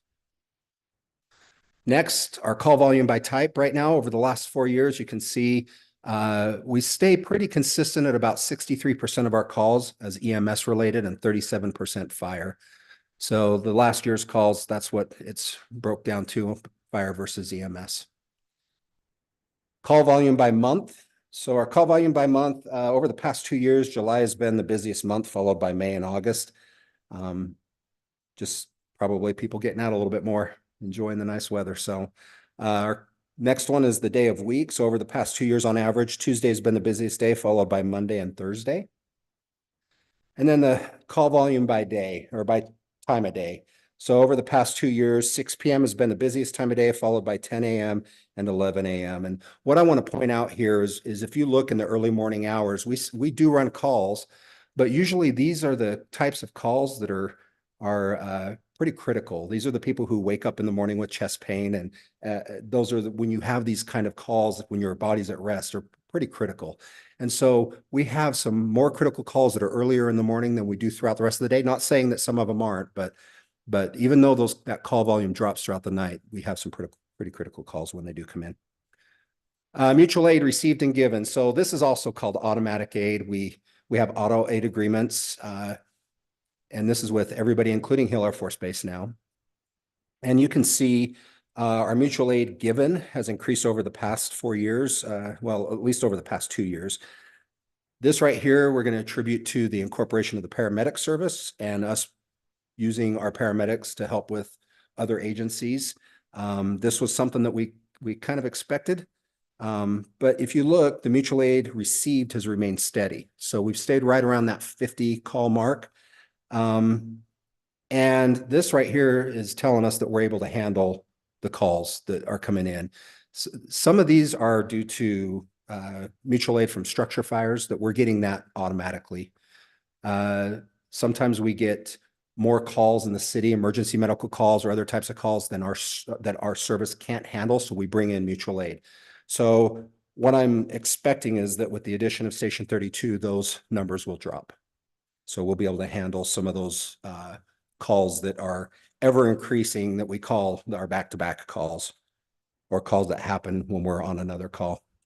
Our average response time. So the national standard right now is about minus dispatch time is about 5 minutes. It's a 1 minute turnout time and 4 minutes of travel.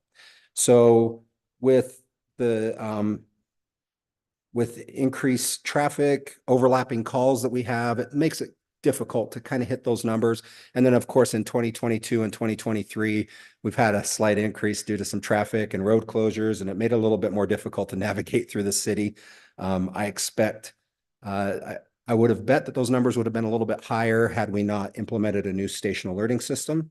But I'm pretty grateful we got that in, and I expect with that second station that those numbers will drop as well, and we'll be able to get right to where we need to be. Next one is budget comparison. So this is the budget comparison with our cities here in Davis County.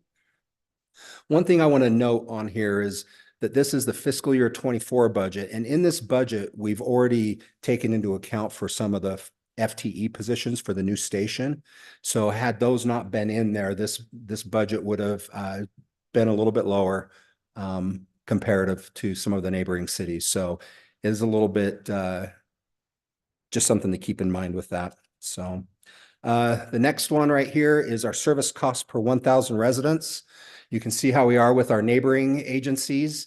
Once again, the same thing goes with that. This budget had some additional costs in there with some future staffing. And so we would have likely been a little bit lower on that chart as well with that not in there. So revenue. So revenue right now, this is just showing ambulance and wildland revenue. It doesn't show any grant revenue in this chart, but our ambulance revenue continues to increase, and that's just based upon the increase in call volume. And then you can see the wildland has decreased a little bit. That's a mixture of two things. Number one, less fires for us to go out on. And this is the wildland program that sends us out across the Great Basin area, so out of state or into other parts of Utah. And then the other reason is just the lack of people wanting to be away from home for up to 16 days and camping out in the wilderness for 16 days. So sometimes it's hard to find individuals that are willing to go out and do that. So that's why you see a little bit of a decrease there. And we'll discuss the wildland stuff right now. So some of the future considerations we have, we know that we have a great wildland program. We've had some changes over this last year with staffing, and we no longer have engine bosses, or they also call them supervisors or engine captains. We've recognized that we've got maybe one or two people in our department that are willing to do that and to try to get that education. It's going to take us probably a year to 2 years working with either the state or working with another agency to get them out to get the training they need to get those qualifications. One of the things we can do in the meantime is to hire or try to hire a seasonal engine boss and run them seasonally. The hours, we currently do not have this in our wage scale. And if this is something that the council wanted us to continue to do and try to move forward with, we would need to get this put into the wage scale so we could get it advertised. Because right now we're about at that time where everybody's looking to hire seasonal firefighters. And so we want to be the competition and not try to find an engine boss in a pool that's pretty empty. So that's what we got coming up with the wildland deployments. Some of the good things about the wildland program is it fosters a great working relationship with the state forestry and our county fire warden. It does generate revenue. It gives firefighters some live incident training that they can bring back and share, and it helps us with our incidents that we have locally as well.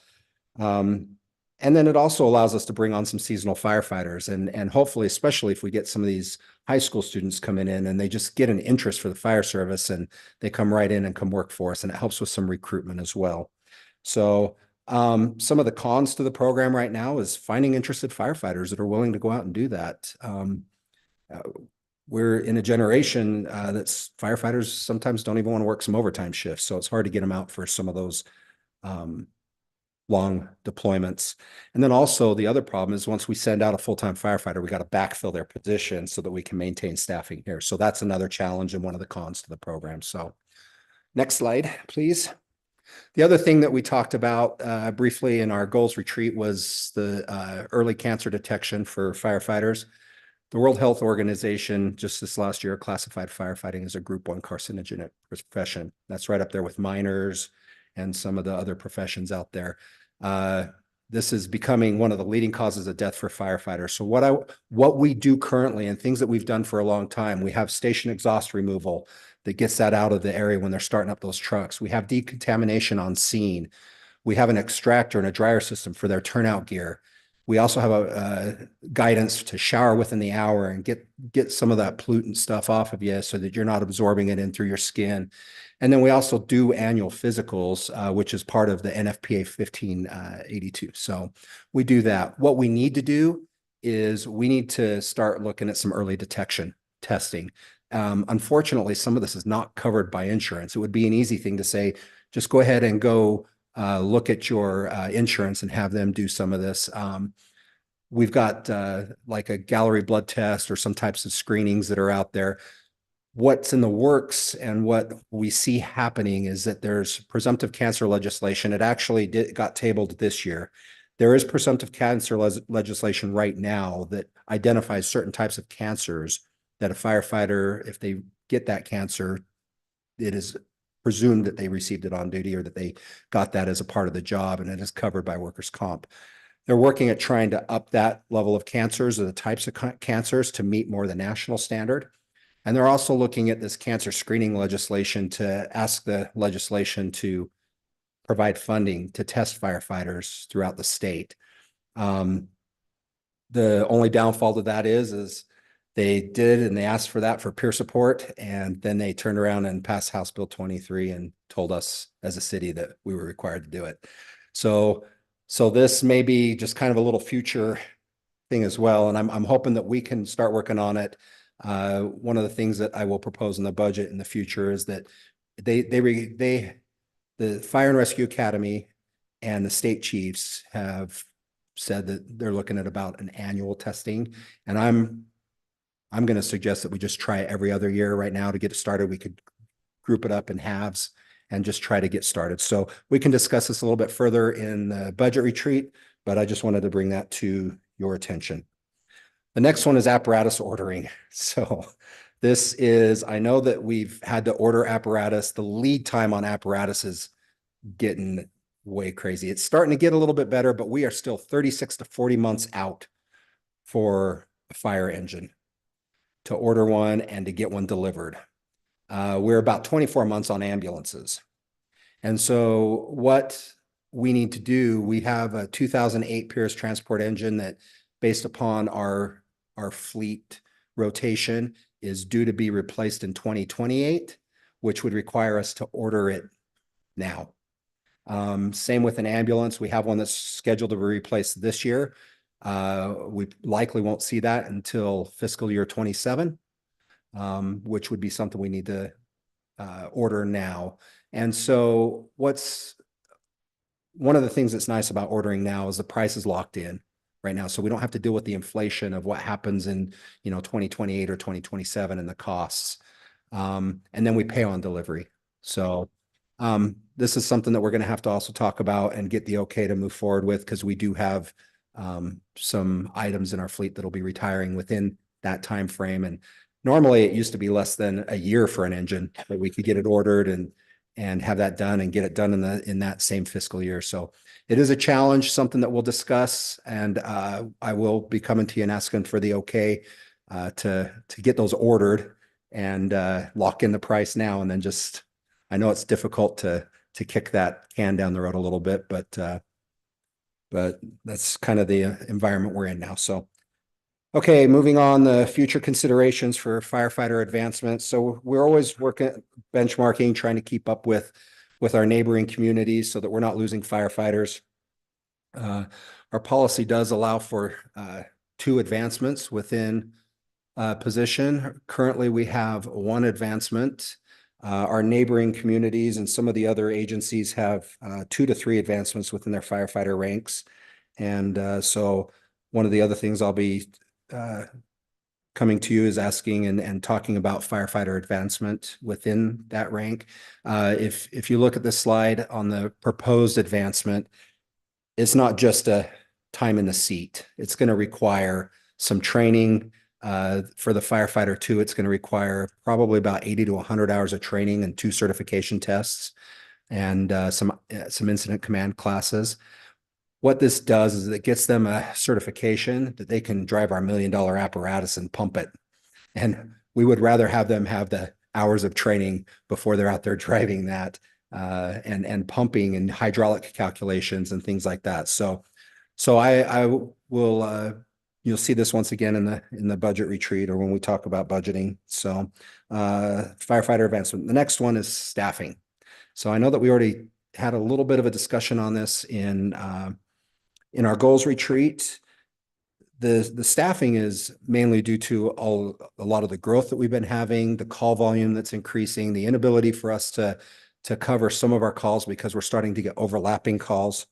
But the majority of it is due to the ER, the standalone ER, and the call volume that's going to bring. So we anticipate that to open in June, and we're hoping that we can get some staffing on board to help cover those calls. The other thing with additional staffing, retirements. We've got probably out of our current full-time staff, we've got about 7 right now that are eligible for retirement. and about 4 more who are eligible within the next 5 years.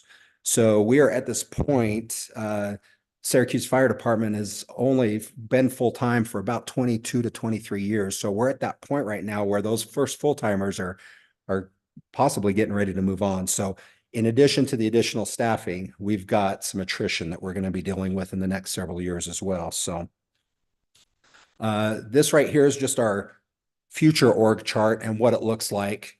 To explain it to you here, we still have the 20 part-time firefighter spots, but everything that's highlighted in the red are the future positions that we discussed in the goals retreat. Those are the 13 FTE that we talked about. The one that we did not talk about, which is something that we don't need right away, but we may be looking in the next fiscal year, the next budget year, is a part-time fire inspector. With all the growth and everything coming in, our fire marshal's getting swamped and needs a little bit of help. So we'll be looking at that as well. So those are just our future needs. That's what we've discussed. On the very next slide, we're going to talk about how can we move forward. Because I know in the goals retreat, we had the discussion about 13 FTE positions, and there's a lot of positions in the city that are being looked at, and it's a fiscal impact. It's a tough decision that you have to make, and I apologize that you have to make that decision. It's not easy. This is option one for moving forward, and this, of course, is just our 13 FTEs that were asked for. It would be the 1 battalion chief, the 3 fire captains, 3 engineers, and 6 firefighters, and this is for the staffing of Station 32. Those last 3 positions are something that we can fill in coordination with the opening of Station 32, which is scheduled for March 2025. So they're not going to be hired right away. We don't have the room for them in our current house anyway. The pros about doing this method, we won't need to worry about filling FTE in fiscal year 26. The other thing about waiting until a little bit later, if we do secure the SAFER grant, that helps offset the cost for some of them. It will provide all the coverage we need for the Station 32 apparatus. So everything will be covered. We don't need to rely on unpredictable part-time staffing for Station 32. Some of the cons, of course, the fiscal impact in the upcoming budget. It is quite a bit. And then, of course, finding qualified applicants. It is tough to find qualified firefighting applicants. We just had a full-time hire, position that was out. We had 10 applicants. And during that time, we had one of our full-timers leave to another agency. So it went from 6 to 7 positions we had to fill. And of course, some of those firefighters or some of those applicants were not fully qualified. And we had one just yesterday pull his app. So we're struggling with this and trying to find the qualified applicants, but we're doing everything we can to get there. Option number 2 is the next option. This is fiscal year 25. Instead of 13 FTE, we go with 7 FTE. And basically what that is 1 battalion chief, 3 fire captains, and 3 fire engineers. I think those are the most important ones to fill first because we need the supervisory level at the station. And we also need the engineers who are the ones who are full-time operating those engines. They do the maintenance. They know those engines inside and out. And those are super important positions. Those, of course, those 6 would be filled in coordination with the opening of Station 32, March 25. But this would also require us to add about 12 more part-time positions to help fill the other spots. That's the challenge in and of itself, where we already have opens and we can't fill them. So that is challenging. In fiscal year 26, we could move to the other 6 FTE positions. If we do get the SAFER grant and we're awarded, then we can move those into the fiscal year 25, and that would be covered. The SAFER grant, we haven't seen the notice of funding opportunity, but it should be coming out shortly. The last several years, it has covered 100% of wages and benefits for 3 years. So it gives us the opportunity to do what we need to do to prepare to keep these firefighters past that period of performance. The pros to this is it lessens the fiscal impact. And it allows us a little bit of time to, instead of hiring 13, we can hire 7 and then 6 a little bit later. So there is a pro for that, for finding qualified applicants. Some of the cons is a potential loss of coverage. And what I mean by that is if we can't fully staff the equipment at Station 32, there will be days that we will have an engine or an ambulance that's not staffed and covered, which is not optimal and something that I don't particularly like. So, and I hope that none of you guys would really like that either. So we would like to try to keep that staffing up. It will require on us relying on part-time staffing, and it will, if we don't have the staffing in there, the full-time firefighters are going to have a hard time taking time off. We ran into this situation several years back with firefighters not having the ability to take time off because we had nobody to fill their spot. And it's pretty tough. I can take a day off pretty easily, and I have great backup that's there to help me out. We don't have the ability for the firefighters to be able to do that. Unless we have a spot to fill for them. So those are a couple of options for you to mull over as we move forward with budgeting stuff to kind of look at. I'm willing to look at other options and try to get a little more creative. And I'm trying really hard to find funding sources for us to be able to move forward and lessen the impact and lessen the burden. And that's all I have. Do you have any questions? Thanks for patiently listening and not falling asleep. I have three. 3 questions. The first one I was going to ask you about, just in the month that we've had it open, what impacts have we seen from the West Davis Highway? So right now, I believe 2 calls. 2 calls on the West Davis Highway. One of them was a rollover. Somebody was avoiding a deer and rollover. There was of course, no fatalities or anything like that. So, but right now, I don't know. It's the power line deer. I don't know. Is it? I do not know. So I've seen how many tire tracks are in the median, which about every 100 feet, there's No. and I'm willing to bet those are people just trying to cross and go the other way versus an accident, but looked like they were stuck. yes. But yeah, okay. So right now it's slow starting everything. I mean, it's the same thing with the ER. I think everything's going to be slow starting, but once it gets fully functioning, we'll be there. The second question I had is, and I'm going to put you on the spot a little bit here. You brought up the transport engine replacement. Are you looking at continuing with transport engines, or would you be more in favor? I know when you came on, you weren't a huge fan. Mhm. Would you be more in favor of moving to just the standard engines and let the ambulances be ambulances and the fire trucks be fire trucks? Absolutely. Okay. I am. The transport engines do cost about $300,000 to $400,000 more. And I just don't think, I think that there was a need at the time that they were ordered, and they've been used. But I think we're at the point as a department, as a city, that we no longer have a need for that, and the cost doesn't justify it. Okay. So I'm going to weigh in on that just for a minute, because I think that for the general public, we talked about that need for transport a lot when we had fewer staff. Mhm. It seems like since we've grown, we've now got paramedics, we've now got secondary ambulance staff that will come on with the station. Is that really what changes the game, or is it just the less functionality? Both. So it's with the growth. The problem with the transport engine is when your transport engine runs on a medical, it's no longer available for a fire. And when it's on a fire, it's no longer available for a medical. And so we're running into the growth of calls that we could have a vehicle fire and a medical, somebody having chest pain or a stroke at the same time. And so we're not able to manage and handle those calls. So as the growth happens, and the other things is they are not quite functional. I mean, those engines get 3 to 4 miles to the gallon. And when you're taking one with a patient in it to McCady or somewhere like that, it's not very cost effective. But like I said, I don't want to bash or anything prior to this, because there was a time that it was needed and it was useful. And we were able to, some of the revenue that we were losing in ambulance transport from giving it to other cities coming in, we were able to gain some of that. But I don't think we're able, the cost of a transport engine is worth the Our city's the size is too big for the need of. I agree. right. And I know the other agencies with transport engines are also going away from them as well.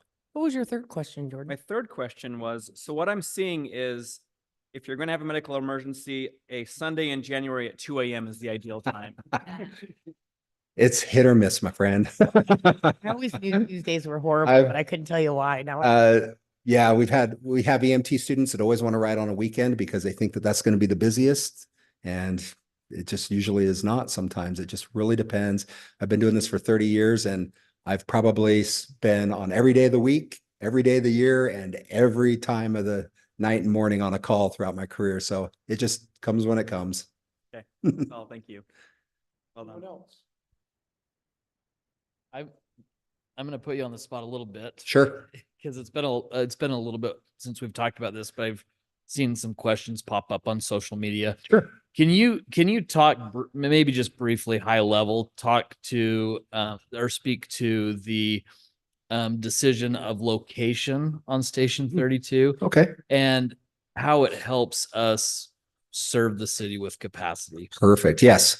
So one of the things when I first came in, I've been the fire chief here for about 6.5 years. One of the things I wanted to do and part of my interview process and part of my goals was to take a look at the entire system and see where we can make improvements. We looked at call volume throughout the city and our response. And in the southeastern portion of the city, we were sometimes hitting close to 11 minutes on a response. Due to traffic and as the city's grown, and that's not every time. It also depends on where the engine's at when the call comes in or the ambulance is at. There's a lot of factors that go into it, but we were having an increased response time to that area. When we first had the discussion, I wanted to get some better data. And so we utilized a GIS system, which measured the time it took to travel within a geographical area. And this took into account speeds, stop signs, turns, all of that stuff. So it wasn't as the crow flies, which was originally how I had laid it out just to get the original data. So we got this data and we looked at different points throughout the city. First place we looked is where did the city own land? And that's where the Legacy Park was the first place that came up because that's really the only place in that part of the city that the city has land. So that was the first place we looked. And then through those discussions, it moved towards the Jensen Park area. And that actually worked out a lot better because it's really close to 1000 West and it gets us right on 1000 West. It gets us bluff access. It also gets us into the 575 West area off of Gentile, which is kind of an area that's really tough for us to get into from our current station. It also gets us into the Stillwater neighborhoods a lot quicker, which is a distance from the station, our current station. So that's originally where it was at. We also looked at over by the ER and where they're building the ER. And we have some longer response times to that area, but not quite as bad. And so through discussion and through council's discussion, it was determined that that would be the best place to put the second station. And that's how it came about. So it was through a nice little fancy study that I didn't know how to do. So I can add one more thing to that. One of the things that came up in that conversation was also which side of the freeway. In the event of a earthquake, I don't know if you're going to talk about, but the event of an earthquake where those bridges come down, it was important to have medical operations on both sides of those overpasses. So if there was an obstacle that allowed you not to cross the freeway, we have medical on both sides. right. And we face those challenges. I mean, with Heritage Days Parade, we try to get staffing on both sides of the parade routes and trying to do that. But you're absolutely right. In case of some type of a natural disaster, we would be better prepared to serve the city. So yeah, that's how it came about. Did that get the question for you? I would like to invite our new council members to come by and take a walk through the fire station. We'll give you a tour. Love it. Let you come check it out. So you have my number. Give me a call. The fire pole. There's a fire pole and I have still not allowed Jordan to go down it. No, I have been down it twice. Okay. Oh, it's ladder truck. Oh, Ladder truck. So, As long as you go first. okay. So, thank you. Thank you. Before we get into any liability issues. Why do you have a fire pole if you're not going to use it? Hey, you got to sneak it though, because if they catch you, you got to clean it. So Okay. So now you gotta be sneaky about it. now we're on to mayor and council assignment or announcements. And I just want to be very clear that this is to bring in information on events or information back from your committees. Also to mention, I've got a list from tonight of future agenda items that we'll be addressing. If you have others, please bring them up. We'll start with you, Jen.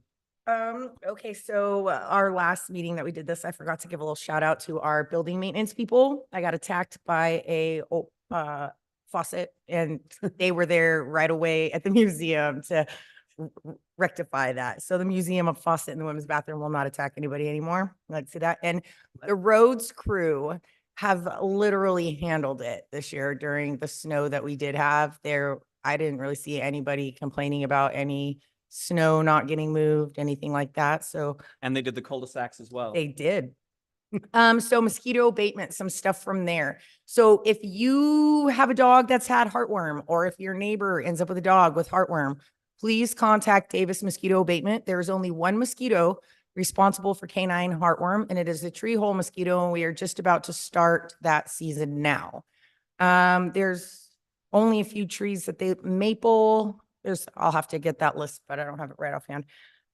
So if you do have heartworm, contact them, and your dog or anybody's dog, contact them. They'll come out and treat your entire property. Look for it anywhere around. It's no cost to you. It's part of the service mosquito abatement does. That used to be a reporting disease to the state veterinarian's office, but then the reporting of it or them contracting it went down. But mosquito abatement all over the state has relied heavily on that reporting to treat for these mosquitoes. And then when they stopped the reporting because it went down, now it's skyrocketing again. And also anybody that you know that may have horses, we have a lack of equine vets right now in this area. For the West Nile, our local feed stores are stocking up on their vaccine shots for equines. If you know anybody that has a horse that can't get it vaccinated by a vet, there are many people in the Syracuse equine community who are awesome and willing to help. And the shots for those are like $39 or $49, and it covers about 8 different things. So it's a lot cheaper than a vet itself also. So anybody with horses or dogs, any of those things, have them contact mosquito abatement if any of those pop up. And that's all I got. Jordan. All right.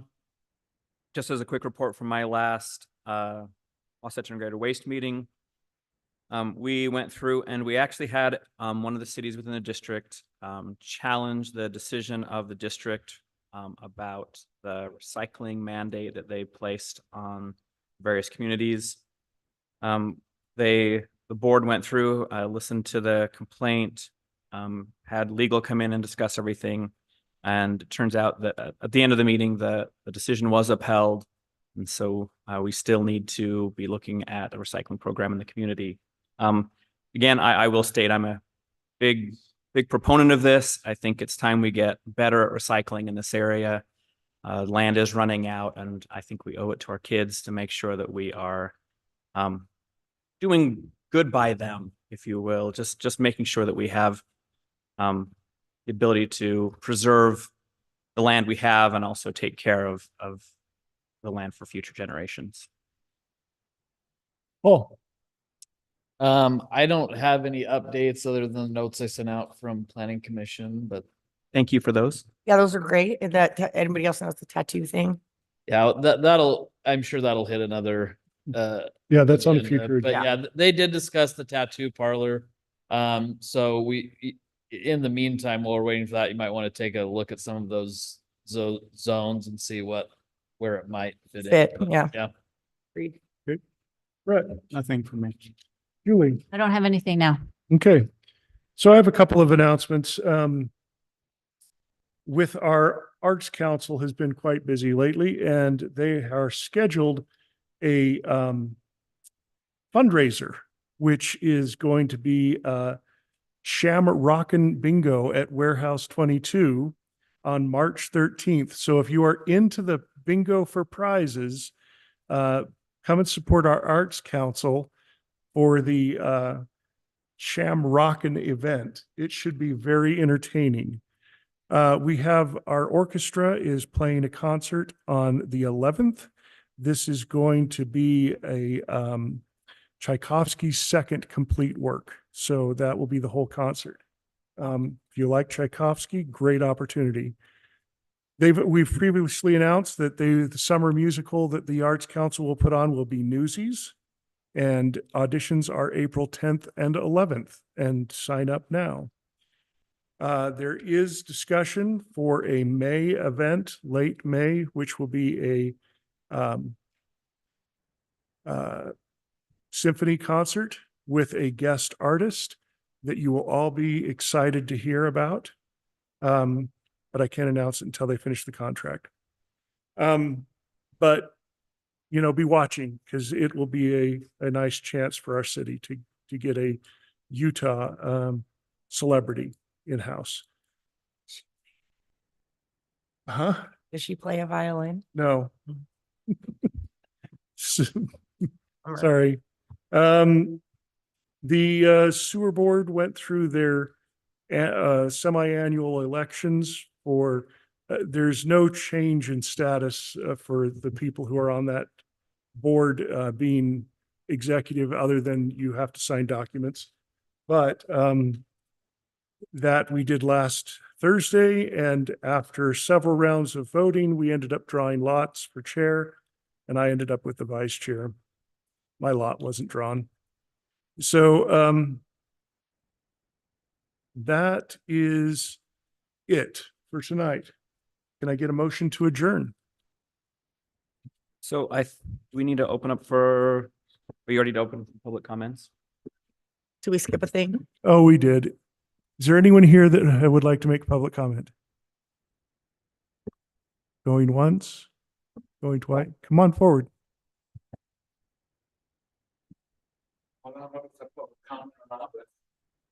Reference to the meter and secondary water.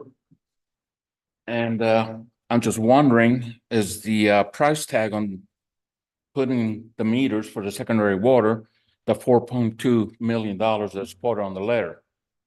Okay. Is that the total price for the This is metering public system? comment, so we can't do a Q&A on this. We can talk with you Talk to you after the meeting, Okay, but it's not on this agenda, so I can't address it. okay. All right. I'm going to close public comment and take a motion to adjourn. So moved? Second. Second. Moved and seconded. All in favor? Aye. Aye. Sound like everybody wanted to stay.